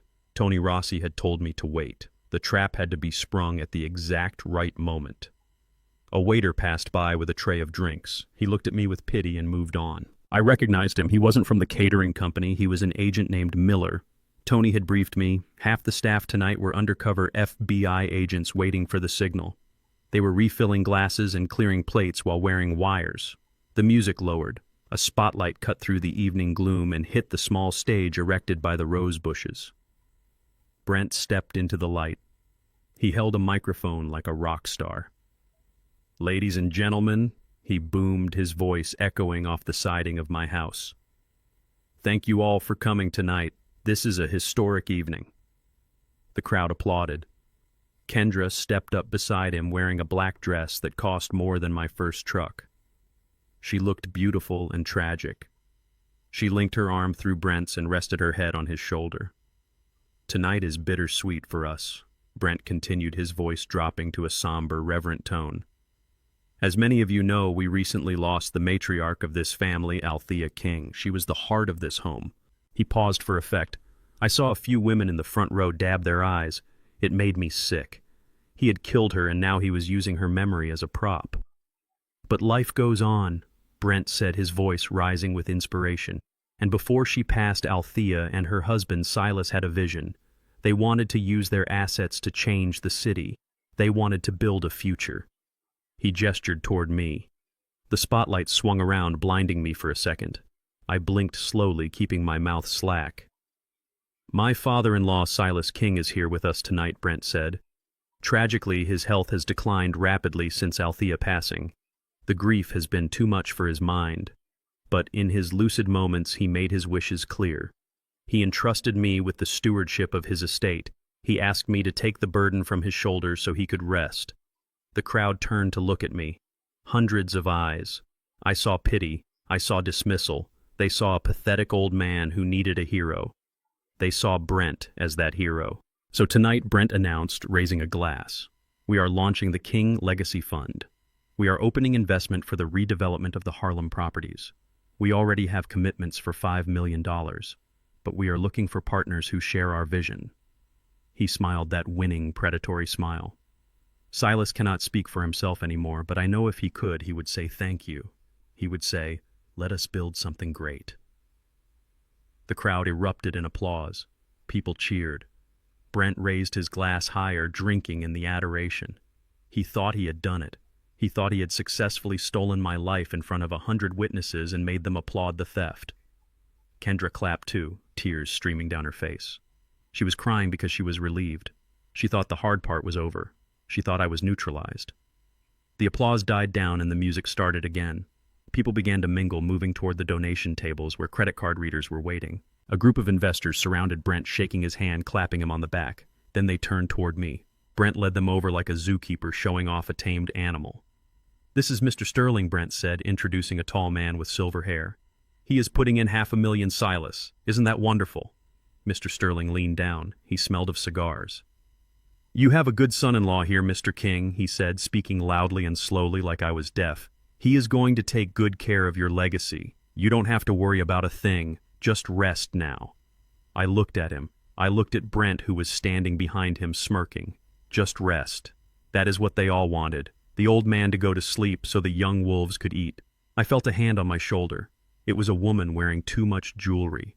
"It is so sad," she whispered to her husband, loud enough for me to hear. "He doesn't even know where he is. At least the money will be put to good use." I bit the inside of my cheek until I tasted copper. I needed pain to keep me focused. I needed pain to keep me from lunging at Brent's throat. Not yet, I told myself. Not yet. I looked past the crowd. I looked toward the side gate of the yard, the one that led to the alley. It was shadowed away from the festive lights. There was movement there. A figure stepped out of the darkness. It wasn't a waiter. It wasn't a guest. It was a man in a rumpled brown suit holding a battered leather briefcase. Tony Rossi. He stood by the gate scanning the crowd. He looked terrified but determined. Behind him I saw shadows moving in the alley. Dark shapes. Tactical gear. Brent didn't see him. He was too busy laughing at a joke Mr. Sterling had made. Kendra didn't see him. She was busy accepting condolences from the mayor's wife. Tony's eyes locked with mine across the yard. He raised his eyebrows in a silent question. "Are you ready, Silas?" I looked at Brent one last time. I looked at the man who murdered my wife. I looked at the daughter who betrayed me. I looked at the house I built, which they had turned into a den of thieves. I slowly lifted my right hand from under the blanket. I wasn't shaking anymore. My hand was steady as a rock. I looked at Tony.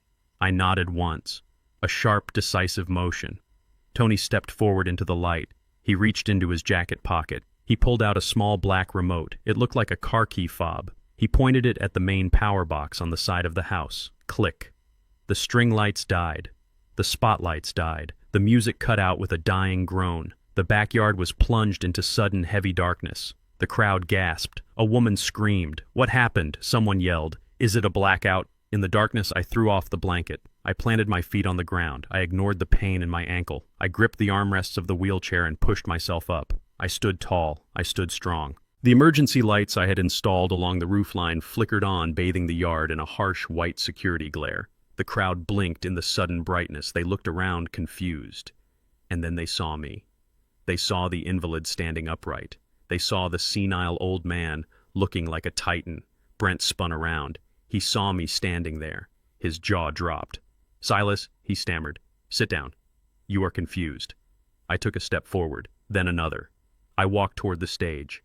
The crowd parted before me like the Red Sea. They sensed the change. They sensed the danger. "I am not confused. Brent," I said. My voice was loud, clear, and booming. It was the voice that had shouted orders over jackhammers for 40 years. I walked up the steps to the gazebo. Brent backed away from me. He looked like he was seeing a ghost. "You said I couldn't speak for myself," I said, grabbing the microphone from the stand. I turned to the crowd. I looked at Mr. Sterling. I looked at the mayor. "I can speak just fine," I said. "And I have a hell of a story to tell you." I pointed to the back of the yard. "Mr. Rossi," I said, "bring the box." Tony Rossi walked through the crowd holding the metal lockbox high above his head. The silence in the yard was absolute. The only sound was the heavy tread of justice coming to collect its due. Tony Rossi walked past the security guards who were too stunned by the sudden blackout to stop him. He didn't say a word. He just marched up the steps of the gazebo and placed the metal lockbox on the podium right next to Brent's microphone. The sound of the heavy steel hitting the wood echoed through the silent yard like a gavel strike. Brent stared at the box, his face drained of color, turning a sickly shade of gray under the harsh emergency floodlights. He looked at the box, then at me, then at Tony. He opened his mouth to speak, but no sound came out. He was watching his nightmare manifest in physical form. "Get that out of here," he finally whispered. His voice was shaking. "Get that trash off my stage." Tony didn't move. He reached into his pocket and pulled out a USB drive. He held it up so the crowd could see it. It was small, silver, and devastating. "I tried to tell you," Brent Tony said, his voice calm and professional. "I tried to tell you that Silas King is not a man you play games with, but you didn't listen. You were too busy counting money that wasn't yours." Tony walked over to the laptop that controlled the massive projection screen behind the stage. The screen had been frozen on a picture of the architectural rendering of the glass towers Brent wanted to build. The future. The lie. Tony plugged in the drive. No, Brent screamed. He lunged toward the laptop. "Don't you touch that. Security. Remove this man." But the security guards didn't move. They were looking at the men in the shadows, the ones wearing tactical vests who had quietly stepped out from the alley. They knew better than to interfere. Tony hit a key. The image on the giant screen flickered. The glass towers vanished. The logo for the King Legacy Fund dissolved into static. A new image appeared. It was grainy and low angle.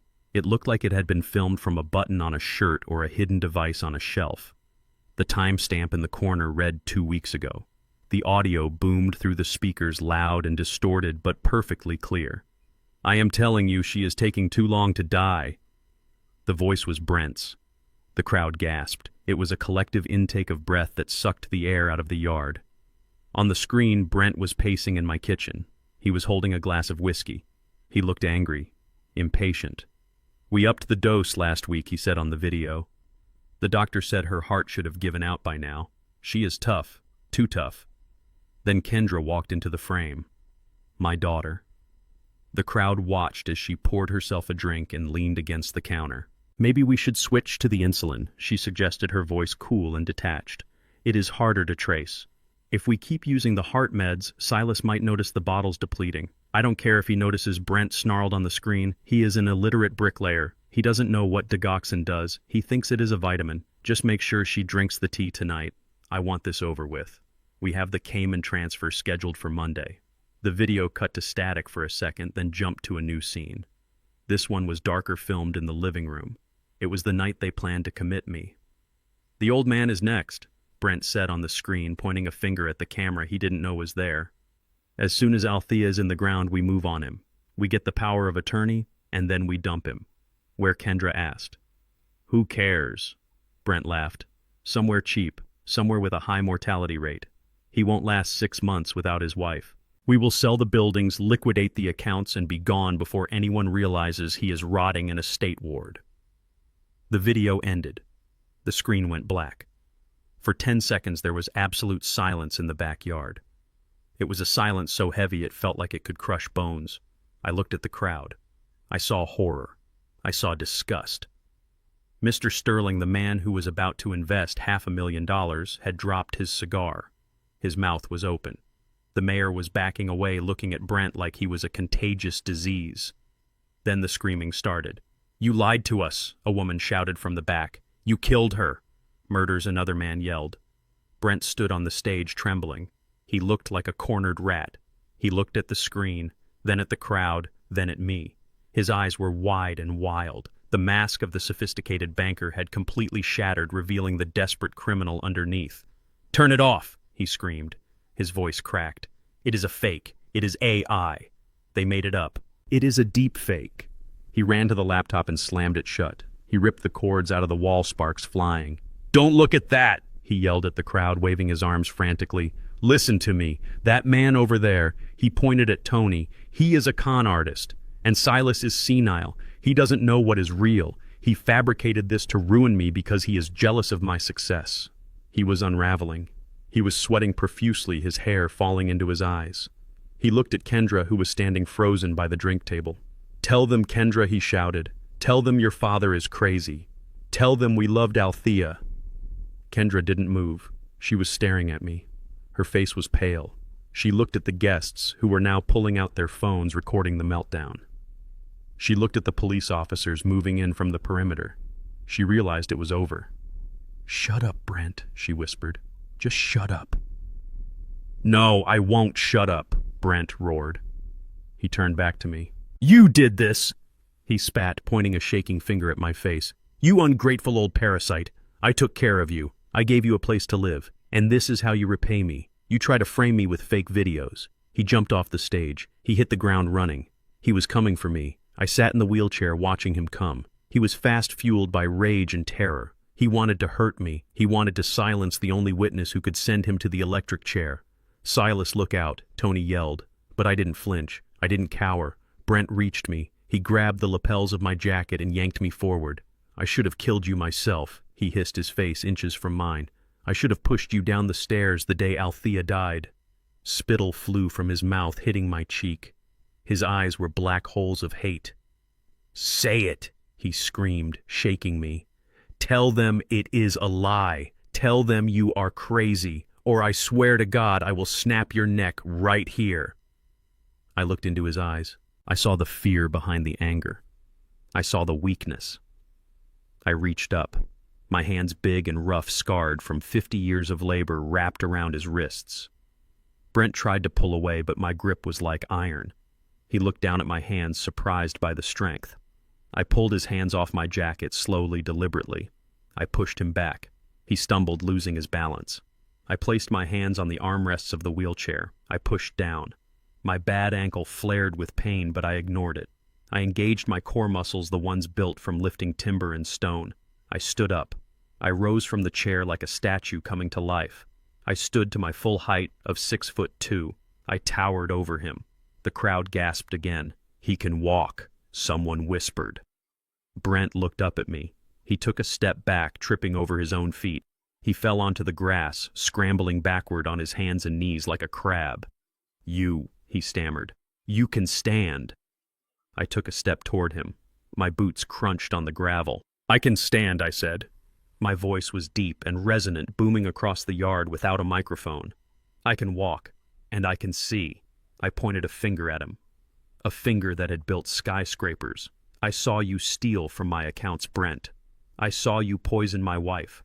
I saw you terrorize my daughter, and I saw you try to bury me alive.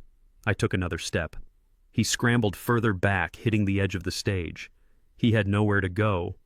You called me crazy, I said, looming over him. You told these people I was confused. You told them I was a vegetable. I leaned down, getting right in his face. I am not crazy, Brent, I said softly so only he in the front row could hear. But you are about to be. Because where you are going, the walls are padded, and the only thing you will have to invest is your time. And you are going to have a lot of it. Brent looked at me, paralyzed by the sudden shift in power. The old man he thought he had broken was gone. In his place was the patriarch, the builder, the father who had come to clean house. I straightened up and looked at the officers who were now closing in. Get him off my lawn, I said. 2 agents grabbed Brent by the arms and hauled him up. He started screaming again, thrashing and kicking. I have a power of attorney, he yelled.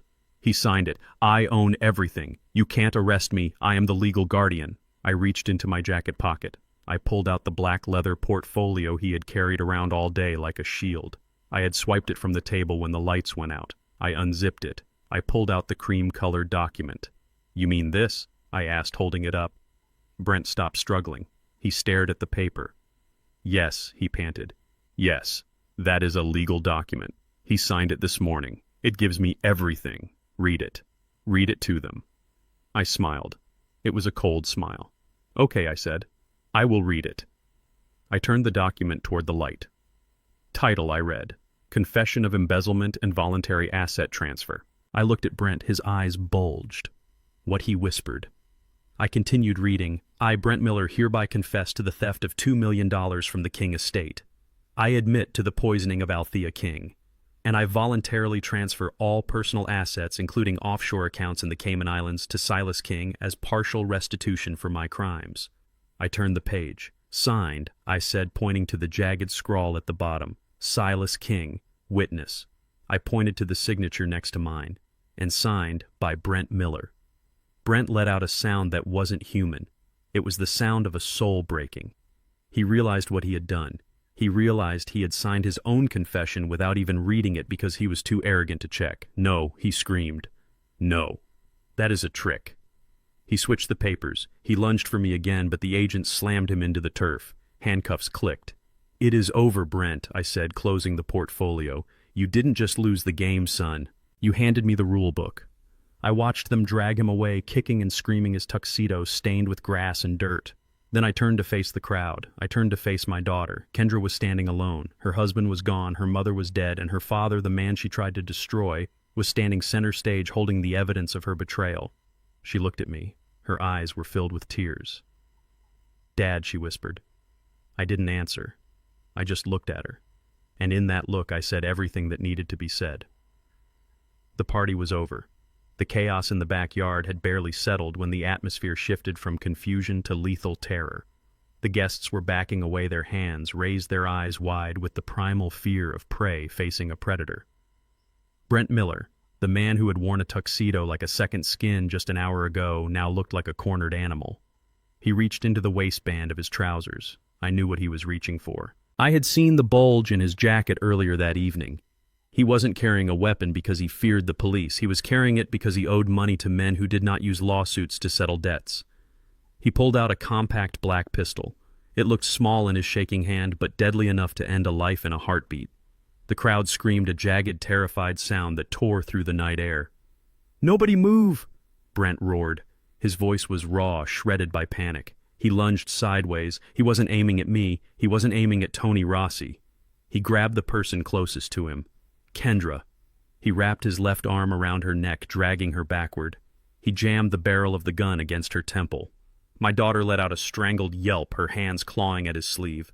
Her expensive black dress bunched up as he hauled her against his chest, using her body as a human shield. "Back off!" Brent screamed, swinging the gun wildly toward the advancing officers before pressing it back to Kendra's head.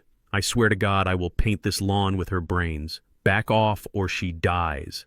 I stood on the steps of the gazebo, my heart hammering a frantic rhythm against my ribs. This was my daughter, the girl who had betrayed me, the woman who had poisoned her mother. But she was still my blood. Seeing a gun pressed to her head triggered an instinct in me that was older than anger and deeper than grief. Brent, Look at me, I said. My voice was steady, though my insides were churning. Put the gun down, son. There is no way out of this yard. You are surrounded. Shut up, old man, Brent spat. You did this. You ruined everything. I had it all under control until you started walking. He dragged Kendra further back toward the French doors that led into the house. He was trying to get inside to fortify himself. Let me go, Kendra sobbed. Her mascara was running down her face in black streaks. Brent, please, you are hurting me. It is me. It is Kendra. She still didn't understand. She still thought she was his partner. She thought there was a we in this nightmare. She didn't realize that to a man like Brent, everyone is disposable, even his wife, especially his wife. The FBI agents froze. They had their weapons drawn, but they couldn't take the shot. Not with a hostage. Not with a civilian in the line of fire. The standoff hung in the air, heavy and suffocating.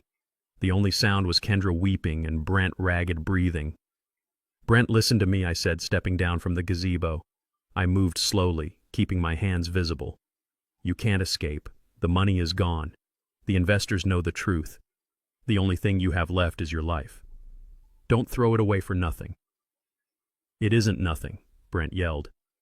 He was sweating profusely now, the drops glistening under the harsh emergency lights. I have rights. I have the papers. You signed them. I own this house. I own you. He was clinging to his delusion like a drowning man clinging to a stone. He truly believed that a piece of paper could save him from a bullet. We can make a deal, he shouted at the agents. I want a car. I want a flight to a non-extradition country. And I am taking her with me. He jerked Kendra head back.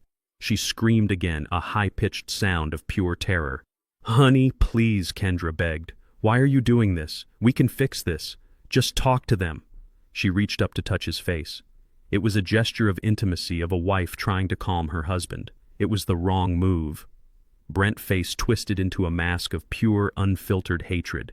He looked down at her not with love, not even with recognition, but with the disgust one might feel for a broken tool. Shut up, he hissed. He took his hand off the gun for a split second, not to surrender, but to strike. He backhanded her across the face. The sound of the slap cracked through the yard, louder than the sirens wailing in the distance. Kendra's head snapped to the side. Her legs gave out and she slumped against him, held up only by his arm around her throat. You useless idiot, Brent screamed at her. Fix this. There is no fixing this. You ruined it. You were supposed to keep the old man sedated. You were supposed to make sure he drank the tea. You couldn't even do that right. Kendra looked up at him. Her lips split and bleeding. Her eyes were wide with shock. It wasn't the physical pain that stunned her. It was the words. What she whispered. You heard me, Brent snarled. You are weak, Kendra. You were always weak. I had to hold your hand through the whole thing. I had to tell you exactly how many drops to put in her drink. I had to force you to sign the checks. He looked up at the crowd, his eyes manic. She is in on it, he yelled, desperate to spread the blame. She is not a hostage. She is an accomplice. She signed for the digoxin. She mixed it into the food. She watched her mother choke and did nothing because she wanted the jewelry. She is just as guilty as I am. Kendra let out a wail that tore at my soul. It was the sound of her world collapsing, the illusion of love, the fantasy of the perfect marriage, the justification for her crimes. It all shattered in that instant. She realized she hadn't killed her mother for a future. She had killed her mother for a man who despised her. You said you loved me, she screamed, struggling against his grip. You said we were doing this for us. I used you. Brent laughed, a cruel barking sound. I needed access to the accounts. I needed a signature. You were just the key to the lockbox, Kendra. And now that the box is open, I don't need the key anymore. He raised the gun again, pointing it at her head. I watched my daughter break. I watched her spirit crumble under the weight of the truth. She went limp in his arms, her sobbing turning into a low keen of despair. I had to act. I couldn't let him kill her. Not after everything. I took another step forward. Brent, look at me, I roared, using the voice that could command a construction site over the roar of heavy machinery. Look at me, you coward. He turned his eyes to me. The gun wavered. You want a target? I said, spreading my arms wide. Here I am. I am the one who swapped the papers. I am the one who recorded you. I am the one who brought the FBI to your party. Shoot me." "No," Dad Kendra screamed. "Shoot me," I repeated, walking toward him. My boots crunched on the grass. I ignored the pain in my ankle. I ignored the fear. "Shoot me and end it. But before you pull that trigger, take a look around you. Look at the windows." Brent's eyes flicked to the house. The French doors were reflecting the scene like mirrors. "Look closer," I said. Suddenly the glass of the French doors exploded inward. It wasn't a bullet. It was a synchronized breach. From the roof, from the side alleys, from the interior of the house, figures in black tactical gear poured into the space. The waiters, the men and women who had been serving champagne and clearing plates dropped their trays. The sound of shattering glass filled the air as they drew their service weapons. They weren't catering staff. They were federal agents. FBI dropped the weapon. A voice boomed over a loudspeaker. Red laser dots danced across Brent's chest. 5, 10, 20. He was painted with light. He looked around wildly. He saw the tactical teams rappelling from the roof. He saw the agents emerging from the crowd. He saw that he was completely and utterly surrounded. The arrogance finally drained out of him, leaving only fear. He looked at the gun in his hand. He looked at the army facing him. He realized that if he pulled the trigger, he would be dead before my daughter's body hit the ground.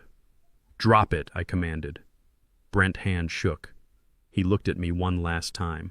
There was no hate left in his eyes, only the pathetic confusion of a man who thought he was the smartest person in the room and just realized he was the fool. He shoved Kendra away from him. She fell to the grass, weeping, curling into a ball. Brent raised his hands, the gun dangling from his finger. "Don't shoot," he screamed. "I surrender. Don't shoot me." He dropped the gun. It landed in the soft grass with a harmless thud. Before it even settled, the SWAT team was on him. 3 officers tackled him to the ground. His face was pressed into the dirt of the garden my wife had loved. I watched as they cuffed his hands behind his back. I watched as they hauled him to his feet. His tuxedo was ruined, stained with grass and mud. He looked small. He looked weak. But even as they dragged him away, he couldn't let go of the lie. He twisted his head back, looking at me, looking at the crowd, looking for anyone who would listen. "I have rights," he screamed, his voice cracking. "I have the papers. He signed them. You saw him sign them. That old man gave me everything. I am the legal guardian. I have money. I can hire the best lawyers in the city. You can't do this to me." He was still screaming about the power of attorney as they shoved him into the back of an armored vehicle. He didn't know yet. He didn't know that the paper he was betting his life on was the confession that would seal his fate. I stood in the middle of the ruined party. The guests were silent, watching the end of the dynasty that never was. I looked at Kendra. She was still on the ground, surrounded by paramedics. She wasn't fighting. She wasn't trying to explain. She was just crying, mourning the life she threw away for a lie. Tony Rossi walked up to me. He put a hand on my shoulder. "It is over, Silas," he said softly. "We got him." I looked at the flashing lights of the police cars reflecting off the glass of my home. "It is not over, Tony," I said, watching them check Kendra for injuries. "We got him, but we lost everything else." I walked over to where my daughter lay. I looked down at her. She looked up at me, her eyes full of fear and shame. "Dad," she whispered. I didn't answer. I just looked at her. And then I turned away. The builder in me knew that sometimes you can't repair a structure. Sometimes the rot is too deep. Sometimes you have to tear it all down and leave the rubble where it falls. The dust from the breach was still settling in the cool night air, illuminated by the strobing red and blue lights of a dozen federal vehicles. The backyard looked like a war zone, littered with overturned tables, shattered glass, and the ruined dreams of a man who thought he could steal a legacy he had not built. Brent Miller was on his knees, his tuxedo jacket torn at the shoulder, his expensive haircut ruined by sweat and dirt. He was cuffed, his hands behind his back, but his mouth was still moving, still spitting out lies and threats like a machine gun that had run out of bullets but kept clicking. "I have rights," he screamed at the FBI agent standing over him. "You cannot do this. I am the legal guardian of this estate. I have the papers. Check the briefcase. Check the damn briefcase." He was clinging to that black leather portfolio like a drowning man clings to a piece of driftwood. He truly believed it was his salvation. He believed that a piece of paper could override the mountain of evidence we had just dropped on him. He believed that the law was a tool he could twist to his will, just like he had tried to twist me. The lead agent, a tall woman with eyes like flint, looked at Brent with the kind of exhaustion reserved for criminals who talk too much. She signaled to a junior officer who picked up the leather portfolio from where it had fallen on the grass. He handed it to her. She held it up. "Is this what you are talking about?" she asked, her voice flat. "Yes," Brent panted, nodding frantically. "Yes. Open it. The power of attorney is inside. It proves everything. It proves Silas King is mentally incompetent and that I have full control over his assets. It proves I have the authority to make financial decisions. You are arresting the wrong man. You are violating my civil rights." I stood a few feet away watching him. My ankle was throbbing with a dull, persistent ache, but I did not lean on the wheelchair. I stood on my own 2 feet. Tony Rossi stood beside me, his face grim but satisfied. He looked at me and I nodded. It was time to pull the final brick out of the wall. Agent Tony said, stepping forward. "I am Mr. King, attorney. If you would permit me, I believe I can clarify the nature of the document inside that portfolio." The agent looked at Tony, then at me. She saw the resolve in my eyes. She handed the portfolio to Tony. "Be my guest," she said. Tony unzipped the leather case. The sound was a soft hiss in the sudden quiet of the yard. The guests who hadn't fled were watching from the perimeter, their faces pale masks of shock.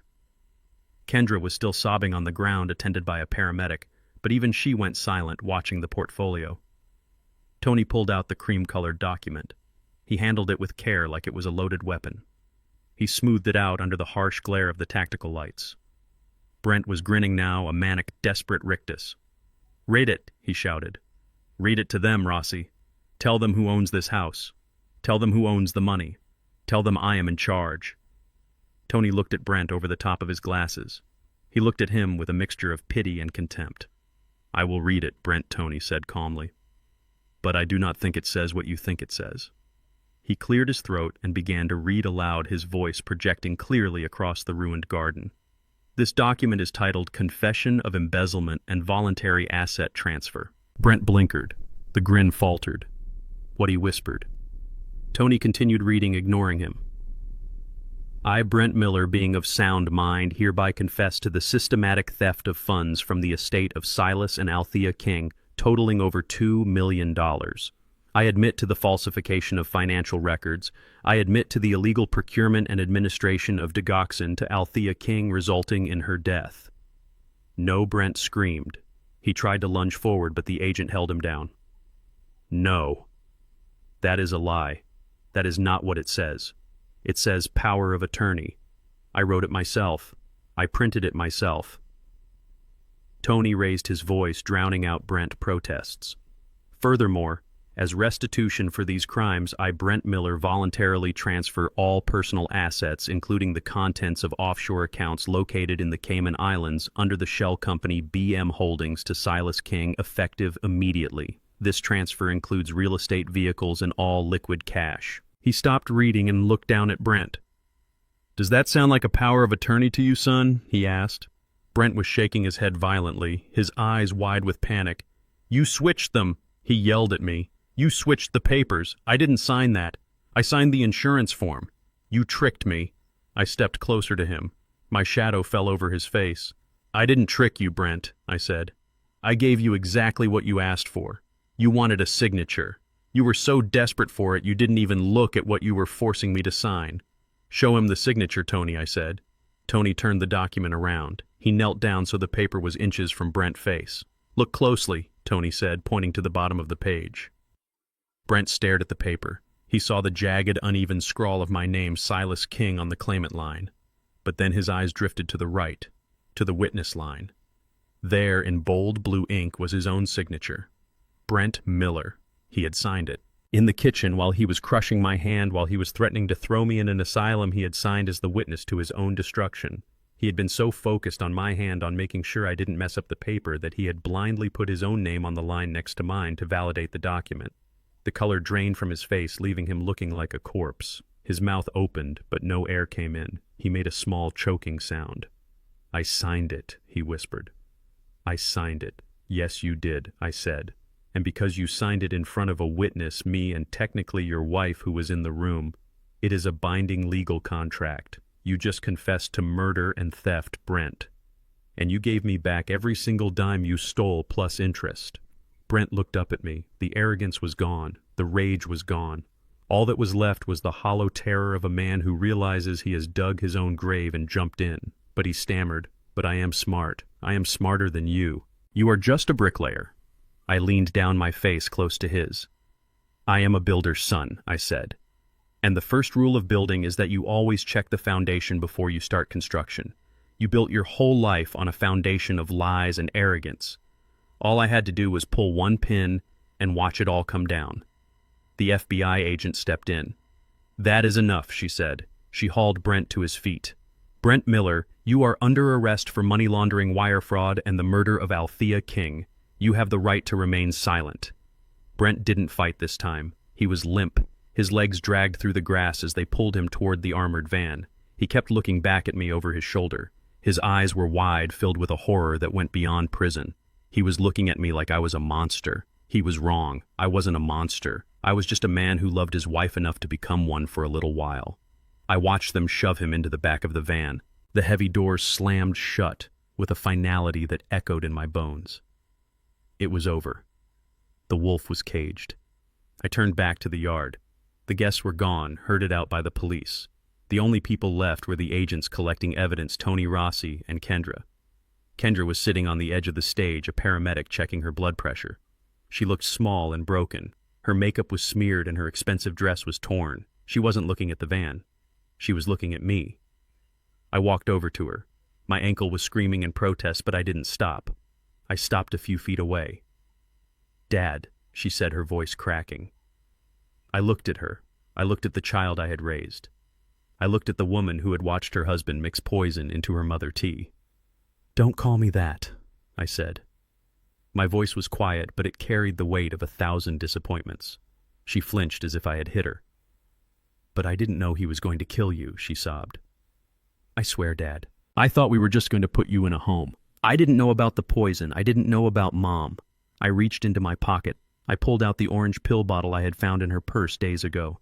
Digoxin. I held it up. "This was in your purse, Kendra," I said. "You knew. You carried the weapon. You watched her fade away day by day, and you did nothing. You let him convince you that money was worth more than her life." She stared at the bottle. She couldn't deny it. "The evidence was in my hand." "He made me," she whispered. "He said we needed the money. He said he was in trouble with bad people. He said they would kill us if we didn't pay. So you decided to kill us instead." I asked. "You decided your parents were disposable." She put her face in her hands and wept. It was an ugly sound, the sound of a child who realizes that no amount of crying will fix what they broke. The FBI agent walked over. "Mr. King," she said gently, "we need to take her in for questioning. She is a material witness and a suspect." I nodded. "Take her."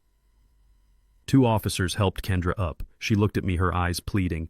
"Dad, help me," she begged. "Please. I am your daughter. Don't let them take me. Get me a lawyer. Please, Dad." I looked at her.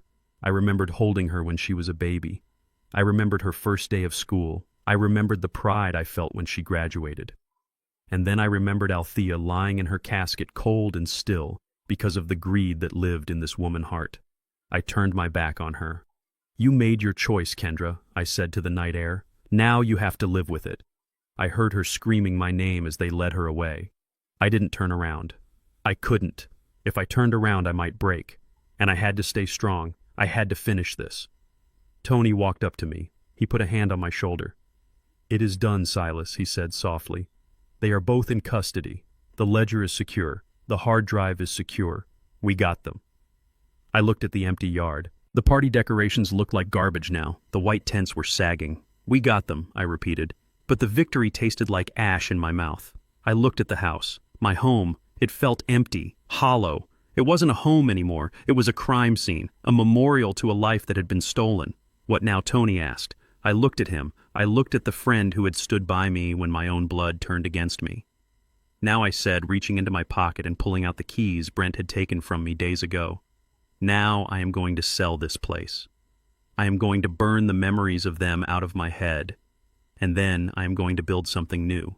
Something they can't touch." I walked toward my truck parked in the driveway where it had sat untouched for a week. I climbed in. The engine roared to life, a familiar, comforting sound. I drove away from the house without looking back. I left the lights on. I left the mess. I left the ghosts of my family behind. I had a long road ahead of me, but for the first time in a long time I was driving it alone, and I was driving it free. The police station smelled of stale coffee, industrial cleaner, and the sour sweat of desperation. It was a smell I knew from my days on construction sites, but here it carried a weight that pressed down on your chest. I walked down the long fluorescent hallway following the detective. My boots echoed on the linoleum floor. Each step felt heavier than the last. I had just dismantled a criminal empire in my backyard. I had faced down a gunman. I had reclaimed my life. But this walk, this was the hardest thing I had ever had to do. The detective stopped at a heavy steel door with a small reinforced window. He looked at me. "Are you sure you want to do this, Mr. King?" he asked. "She has been hysterical. She is blaming everyone but herself." I nodded. "I am sure. I need to look her in the eye." He swiped his key card and the door buzzed open. I stepped inside. The room was small, cold, and painted a depressing shade of gray. There was a metal table bolted to the floor and 2 chairs. In one of them sat Kendra. She looked terrible. Her expensive black dress was torn and stained. Her makeup was smeared across her face in raccoon-like streaks. Her wrists were cuffed and attached to a metal ring on the table. When she saw me, she lunged forward, the chain snapping tight with a sharp clank. "Daddy," she sobbed. "Oh, thank God. Daddy, please get me out of here." I stood by the door. I didn't move toward her. I didn't rush to hug her. I just looked at the woman I had raised. I looked for the little girl who used to cry when she scraped her knee. I looked for the teenager who promised she would make me proud. All I saw was a stranger wearing my daughter's face. "Please, Dad." Kendra begged, the tears flowing freely now. "You have to hire a lawyer, a good one. Brent told me he had a guy, but Brent is a liar. You have money, right? You have millions. You said so at the party. Use it.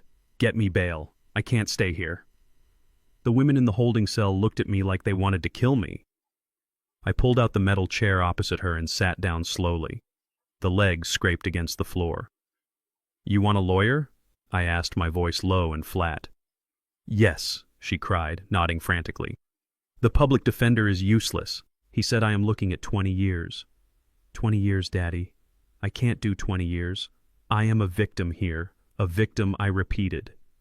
"Yes," Kendra insisted, leaning forward as far as the cuffs would allow. "It was all Brent. He forced me. He made me sign those papers. He made me put the things in Mom tea.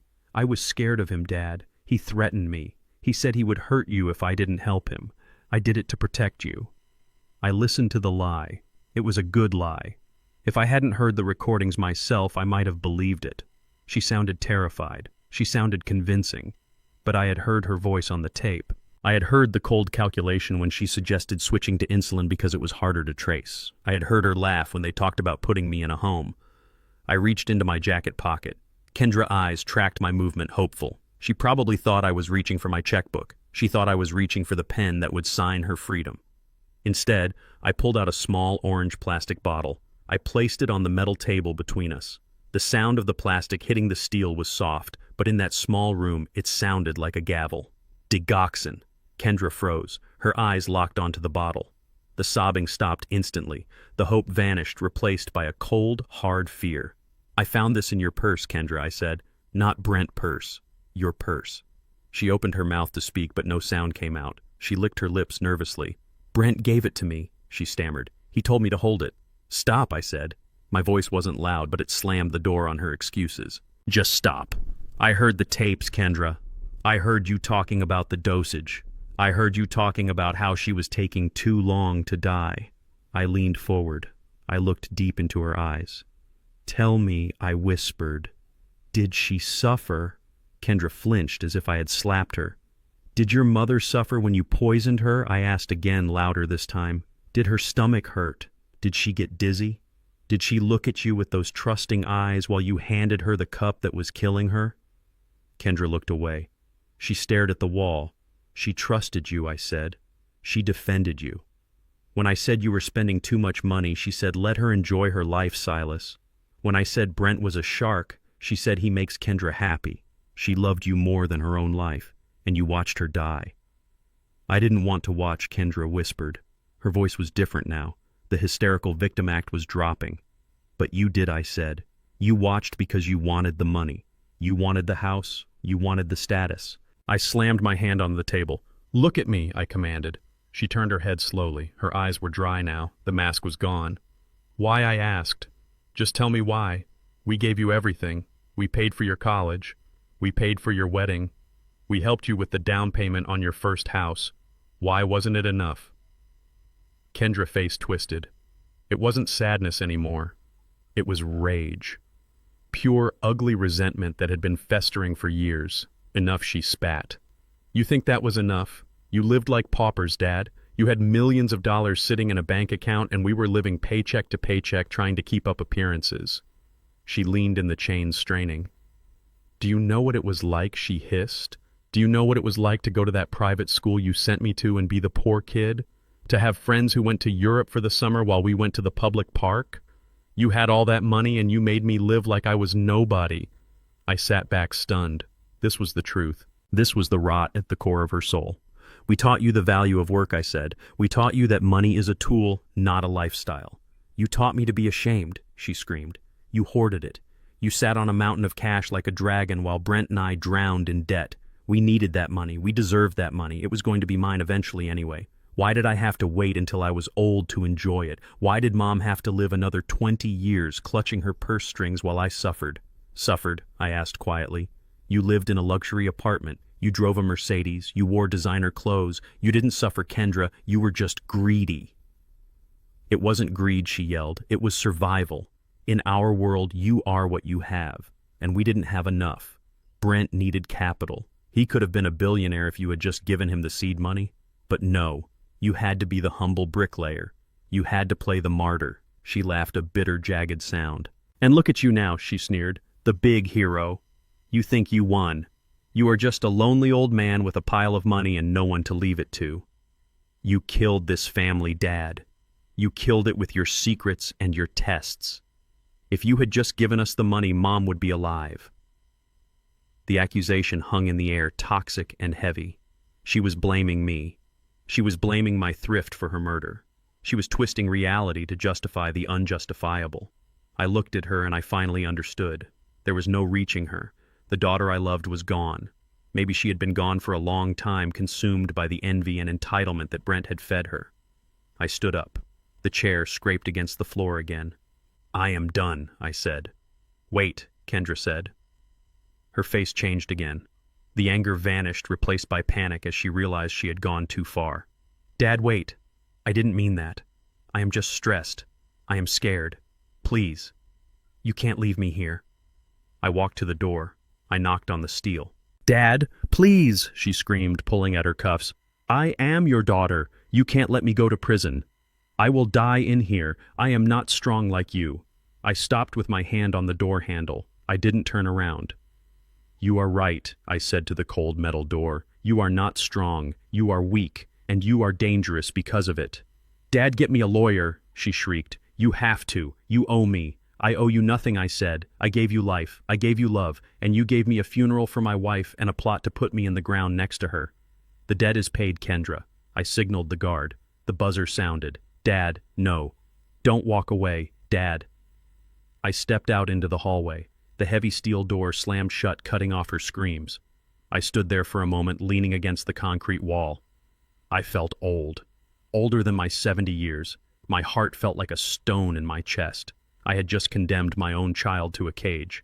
But then I remembered the orange bottle on the table. I remembered Althea clutching her chest, complaining of the pain while Kendra poured her another cup of tea.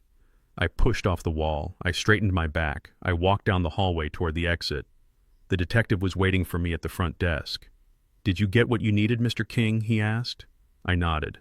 "Is she going to get a lawyer?" he asked. I looked at the exit where the city lights were shining through the glass. "The court will appoint one for her," I said. "But you have the means," the detective said, confused. "You could hire the best defense team in the state." "I know," I said. I put my hat on my head. "She needs to learn a lesson, detective. She thinks money solves everything. She thinks money is the only thing that matters." I opened the door and the cool night air hit my face. "I am going to let her see what life looks like when you can't buy your way out of it," I said. I am going to let her sit in that cell and realize that all the money in the world can't buy back your soul once you have sold it. I walked out of the station. I left my daughter behind. I left the past behind. I had one more stop to make, one more secret to uncover. Althea had left me a legacy, and I had to make sure I honored it. The yellow police tape stretched across my front door like a jagged scar. I cut through it with my pocket knife, and the plastic snapped with a sound that seemed too loud in the quiet night. I unlocked the door and stepped inside. The house smelled different now. It did not smell like lemon polish and Althea cooking anymore. It smelled of fingerprint dust, strangers, and betrayal. The furniture was still overturned from the FBI raid. The carpet where Brent had been tackled was stained with mud. My home was a crime scene, a hollow shell that held nothing but ghosts. I walked through the wreckage of the living room, ignoring the broken glass crunching under my boots. I went straight to the kitchen. I sat at the table, the same table where I had forged the document that saved my life. I placed the metal lockbox in front of me. Tony Rossi had given it back to me before I left the station. He had taken the ledger and the hard drive for evidence, but he said the box itself was mine. I stared at the gray metal. It was battered, scratched, and heavy. Tony had broken the lock, but the lid sat closed. I ran my rough hands over the surface. I felt the cold steel. I closed my eyes and tried to imagine Althea holding this box. Where did she hide it? How did she feel when she put the evidence of her murder inside? I opened the lid. It was empty now. The ledger was gone. The hard drive was gone. It was just a hollow metal container. But something bothered me. I am a builder. I have spent 50 years measuring depth and volume. I know how much space things take up. I looked at the depth of the box from the outside. Then I looked at the depth of the interior storage space. There was a discrepancy. It was small, maybe only half an inch, but to a man who measures in millimeters, it was a canyon. The bottom of the box was too shallow. I picked it up and shook it. There was no rattle. It was solid, but the weight was off. It was too heavy for an empty tin box, even a sturdy one. I went to the garage and got my tool bag. I came back and set a flathead screwdriver and a small hammer on the table. I turned the box upside down. The bottom was a solid sheet of steel welded at the corners, but the inside bottom was lined with felt. I took the screwdriver and jammed it into the corner of the felt lining. I dug deep. The felt tore. Underneath there was a metal plate, but it wasn't welded. It was fitted. I tapped the handle of the screwdriver with the hammer. Gently. Tap, tap, tap. The false bottom popped up on one side. I wedged the tool in and pried it open. The metal plate bent back, revealing a hidden compartment no thicker than a magazine. Tony Rossi, the best lawyer in the city, had missed it. The FBI agents had missed it. But Althea knew I wouldn't miss it. She knew her husband. She knew I checked the foundation of everything. Inside the shallow space wrapped in plastic to protect against moisture was a small leather-bound notebook and a thick envelope sealed with red wax. My hands trembled as I pulled them out. The notebook was old, the leather cracked. I opened it. It was a diary. Not the ledger of crimes, but a diary of thoughts. I started reading. The dates went back 2 years. July 14th. Kendra came by today. She asked for money again. She was wearing a dress that cost more than our monthly grocery bill, but she said she couldn't pay her electric bill. I gave her $500. I feel like I am feeding a monster. I flipped the pages. December 20th. Brent is asking about the buildings in Harlem. He thinks Silas doesn't know I listen when they talk. He called Silas a brick monkey. I wanted to scream. I wanted to throw him out. But Kendra looked at him like he was a god. I am afraid for her. March 12th. I found the bank statements. They are stealing from us. I confronted Kendra. She cried. She said it was a loan. She lied to my face. My own daughter looked me in the eye and lied. I realized today that I don't know her anymore. The girl we raised is gone. May 4th. The doctor says my heart is weak, but I know it is the tea. Every time Kendra makes the tea, it tastes bitter. I stop drinking it when she watches, but sometimes I have to sip it to keep them calm. I am collecting samples. I am scared, Silas. Not of dying. I am scared of what they will do to you when I am gone. I had to stop reading. The tears were blurring my vision so bad I couldn't see the ink. She knew. She knew they were poisoning her, and she drank the tea anyway to buy time to gather evidence to protect me. She sacrificed herself slowly, painfully, sip by sip, so that I would have the ammunition to survive. I wiped my eyes with my sleeve. I picked up the sealed envelope.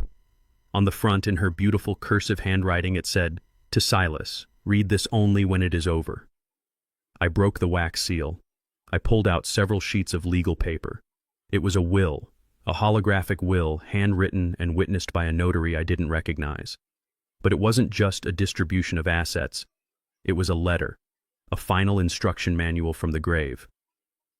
My dearest Silas, if you are reading this, then the worst has happened. You know about the theft, you know about the poison, and you know about Kendra. I am writing this because I know you. You are a man of iron will, but you have a soft heart for your family. You will want to save her. You will want to blame Brent for everything. You will tell yourself that she was manipulated, that she was a victim, that she can be fixed if we just love her enough. Stop. Do not do it, Silas. I need you to listen to me, because I am the one who raised her too. I am the one who covered for her when she stole from my purse as a teenager. I am the one who paid off her credit cards in college and didn't tell you. I thought I was helping her. I thought I was protecting her. I was wrong. We broke her, Silas. We gave her too much. We shielded her from every consequence, and in doing so, we created a woman who thinks the world owes her everything. She is not a victim. She is a participant. I looked into her eyes when she handed me the poisoned cup. I saw the greed. I saw the impatience. She wanted me gone so she could have the things she thinks she deserves. I felt a cold chill wash over me. Althea words were echoing the thoughts I had tried to suppress in the interrogation room. The letter continued. You have recovered the assets. I know you have, because you are smart and you are a fighter. But here is my final wish, my final command to you as your wife. Do not give her a dime. Do not pay for her lawyer. Do not pay her bail. Do not put money in her commissary account. If you save her now, you will damn her soul forever. If you use our money to buy her freedom, she will never learn. She will never change. She will spend the rest of her life looking for the next victim, the next shortcut. She needs to fall Silas. She needs to hit the bottom. She needs to sit in a cell and realize that she is not special, that she is not above the law, and that money cannot buy back a mother love. It is the only way to save her. It is the only way to cleanse the rot we allowed to grow. Let her fall. I promise you it will hurt you more than it hurts her. But you have to be strong. Be the builder. Sometimes you have to tear a house down to the studs to get rid of the mold. I love you, Silas. Live for me, build something good. And don't look back. You're Althea. I put the letter down on the table. The silence of the house pressed in on me, but it didn't feel empty anymore. It felt filled with her presence. She was right there with me, guiding my hand, hardening my resolve. I thought about Kendra sitting in that cell screaming for a lawyer, expecting her father to come charging in with a checkbook. I thought about the way she looked at me with hatred when I turned my back. I buried my face in my hands and I wept. I cried for the wife I lost. I cried for the daughter I lost. I cried for the guilt of knowing that our love, our generosity, had been the soil in which this poisonous weed had grown. Althea was braver than I was. She had looked death in the face and planned for the salvation of her daughter's soul, even if it meant condemning her body to prison. She was right. I knew it in my bones. If I bailed Kendra out, she would learn nothing. She would just be a criminal who got away with it. She would hate me for the rest of her life for catching her, but she would use my money to comfort herself. I sat there for a long time, until the tears dried on my cheeks. I felt a strange sense of calm settle over me. The decision had been made for me by the woman who knew us both best. I folded the letter and put it in my pocket. I put the diary back in the lockbox. I stood up. I walked to the window and looked out at the backyard. The police tape fluttered in the breeze. You were right, Althea, I whispered to the darkness. I will let her fall. I turned away from the window. I looked at the house one last time. I looked at the walls I had painted, the floors I had laid. It was a good house, but it was poisoned. I grabbed my bag. I grabbed the lockbox. I walked to the front door. I was going to sell it all. The furniture, the art, the walls, the roof. I was going to liquidate everything that Brent and Kendra had coveted, and I knew exactly what I was going to do with the money. I wasn't going to hoard it. I wasn't going to let it sit in a bank account waiting for the next vulture. I walked out the door and locked it for the last time. The night air was cool and clean. I took a deep breath. I had work to do. Althea had given me my marching orders. Build something good, she said. I got into my truck and started the engine. As I drove away from the house, I didn't look in the rearview mirror. I looked forward, toward the city, toward Harlem, toward the future. My daughter was in a cell. My wife was in the ground. But I was still here. And as long as I had breath in my lungs and strength in my hands, I was going to build. I was going to build a legacy that had nothing to do with greed and everything to do with redemption. 2 years have passed since the night the lights went out in my backyard, and the truth came into focus under the glare of federal floodlights. I sold the house 3 months after the trial. I could not live there anymore. The walls whispered with the echoes of betrayal, and the floorboards creaked with the weight of ghosts I needed to leave behind. I sold it to a nice young couple who didn't know its history, and I hope they fill it with the kind of honest love that Brent and Kendra tried to suffocate. I took the money from the sale. I took the $2 million Brent had stolen and returned to me in that signed confession. I took the assets liquidated from his offshore accounts, and I took my own savings. I put it all into a single project in the heart of Harlem. It is a brick building 6 stories high with sturdy foundations and wide windows that let in the morning sun. I named it Althea Place. It is not a luxury condo complex. There is no concierge, and there are no marble floors. It is affordable housing for families who are trying to build a life just like Althea and I did 40 years ago. It has a daycare center on the ground floor and a community garden on the roof. Every time I walk past it, I see children playing where there used to be empty lots. I see mothers coming home from work with groceries they can afford. I see life blooming from the compost of my tragedy. I work there every day. I am 72 years old now, but I still wear my tool belt. I fix leaky faucets. I patch drywall. I teach the young men in the neighborhood how to mix mortar and how to lay a brick so it stands for 100 years. They call me Mr. Silas. They don't know I own the building. They just think I am the superintendent. And in a way I am. I am tending to the garden Althea wanted me to plant. Brent sits in a federal penitentiary 3 states away. He is serving 20 years for money laundering and murder. I don't visit him. I don't think about him. He is a structure that was condemned and demolished, and there is no use mourning the rubble. But Kendra is different. Today is Tuesday. Tuesdays are visiting days at the State Women Correctional Facility. I woke up at 5 in the morning just like I always do. I drank my coffee black. I put on my clean work shirt and my good boots. I drove my old pickup truck, the one Brent hated so much, the 2 hours upstate. The prison is a grim place. It is a monument to mistakes and bad choices built of gray concrete and razor wire. The waiting room smells of pine sol and despair. I sat in the plastic chair holding my hat in my hands, waiting for my number to be called.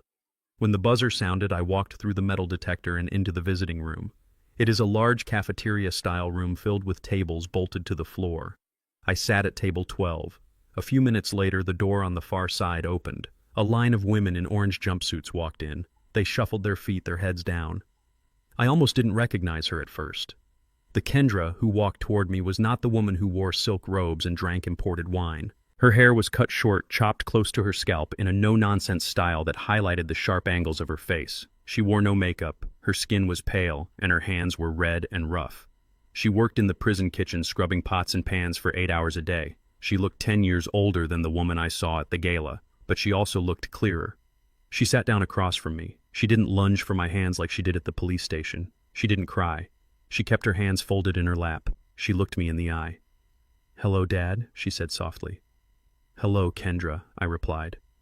For a long time we didn't say anything.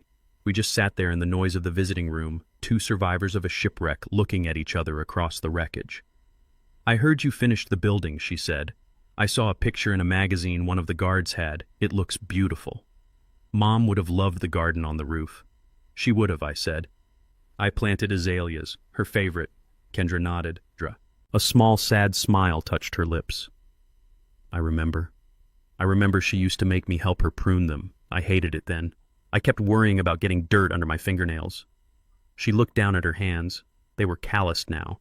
The nails were short and unpolished. "I don't worry about dirt anymore," she said. "It is funny what you get used to." She didn't ask about money. She didn't ask if I had sold the jewelry. She didn't ask when I was going to get her a better lawyer. For the last 6 months of visits, she hadn't asked for a single thing. The entitlement that had defined her life had been scrubbed away by the harsh reality of prison life. She was learning the lesson I had tried to teach her for 30 years. She was learning that you earn your place in the world.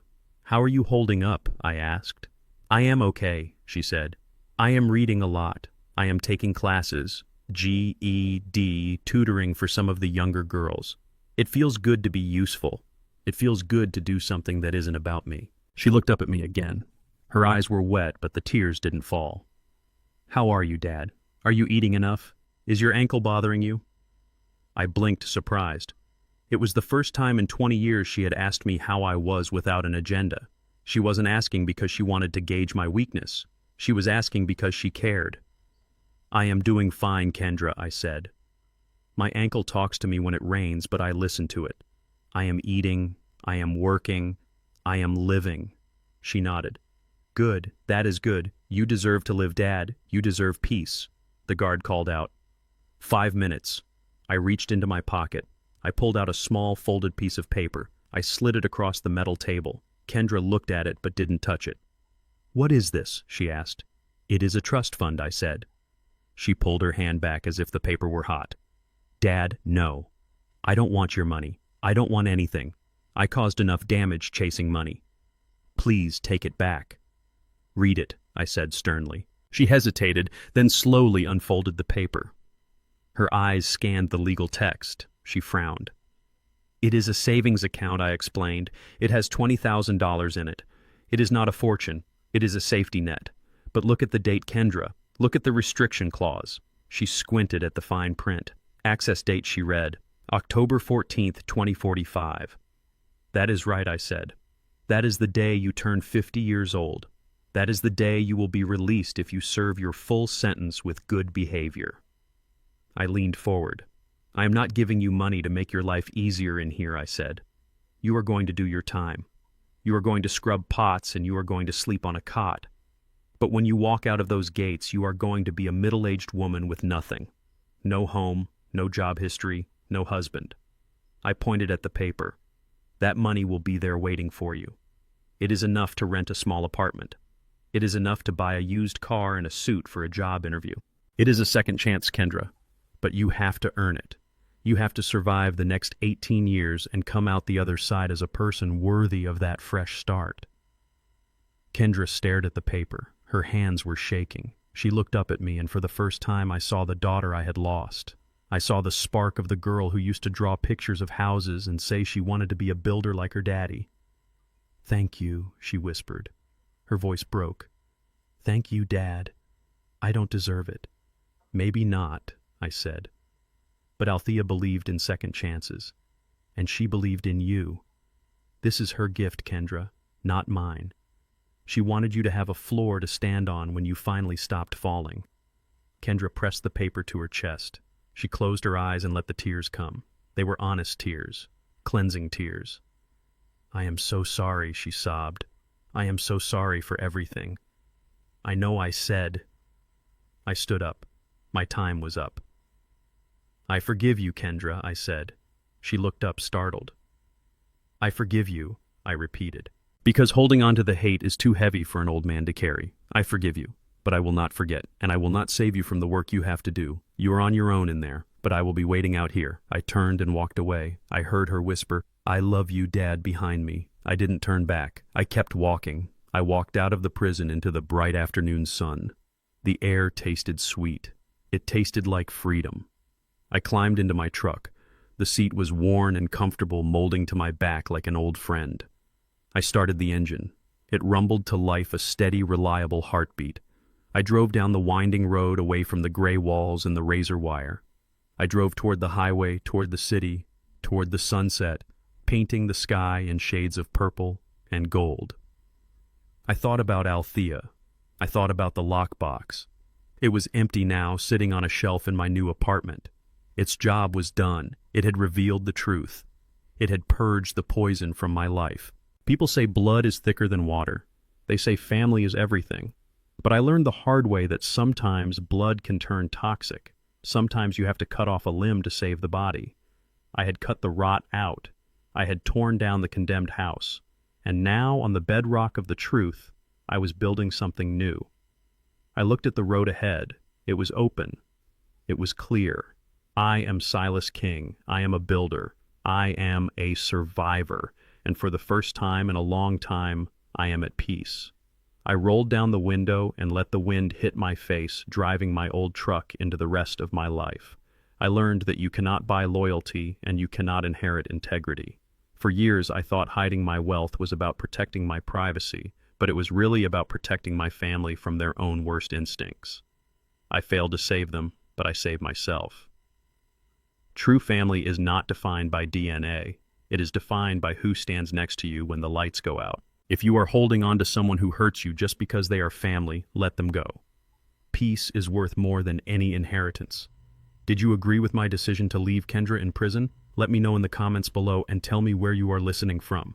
If you enjoyed this story of justice, please like and subscribe for more.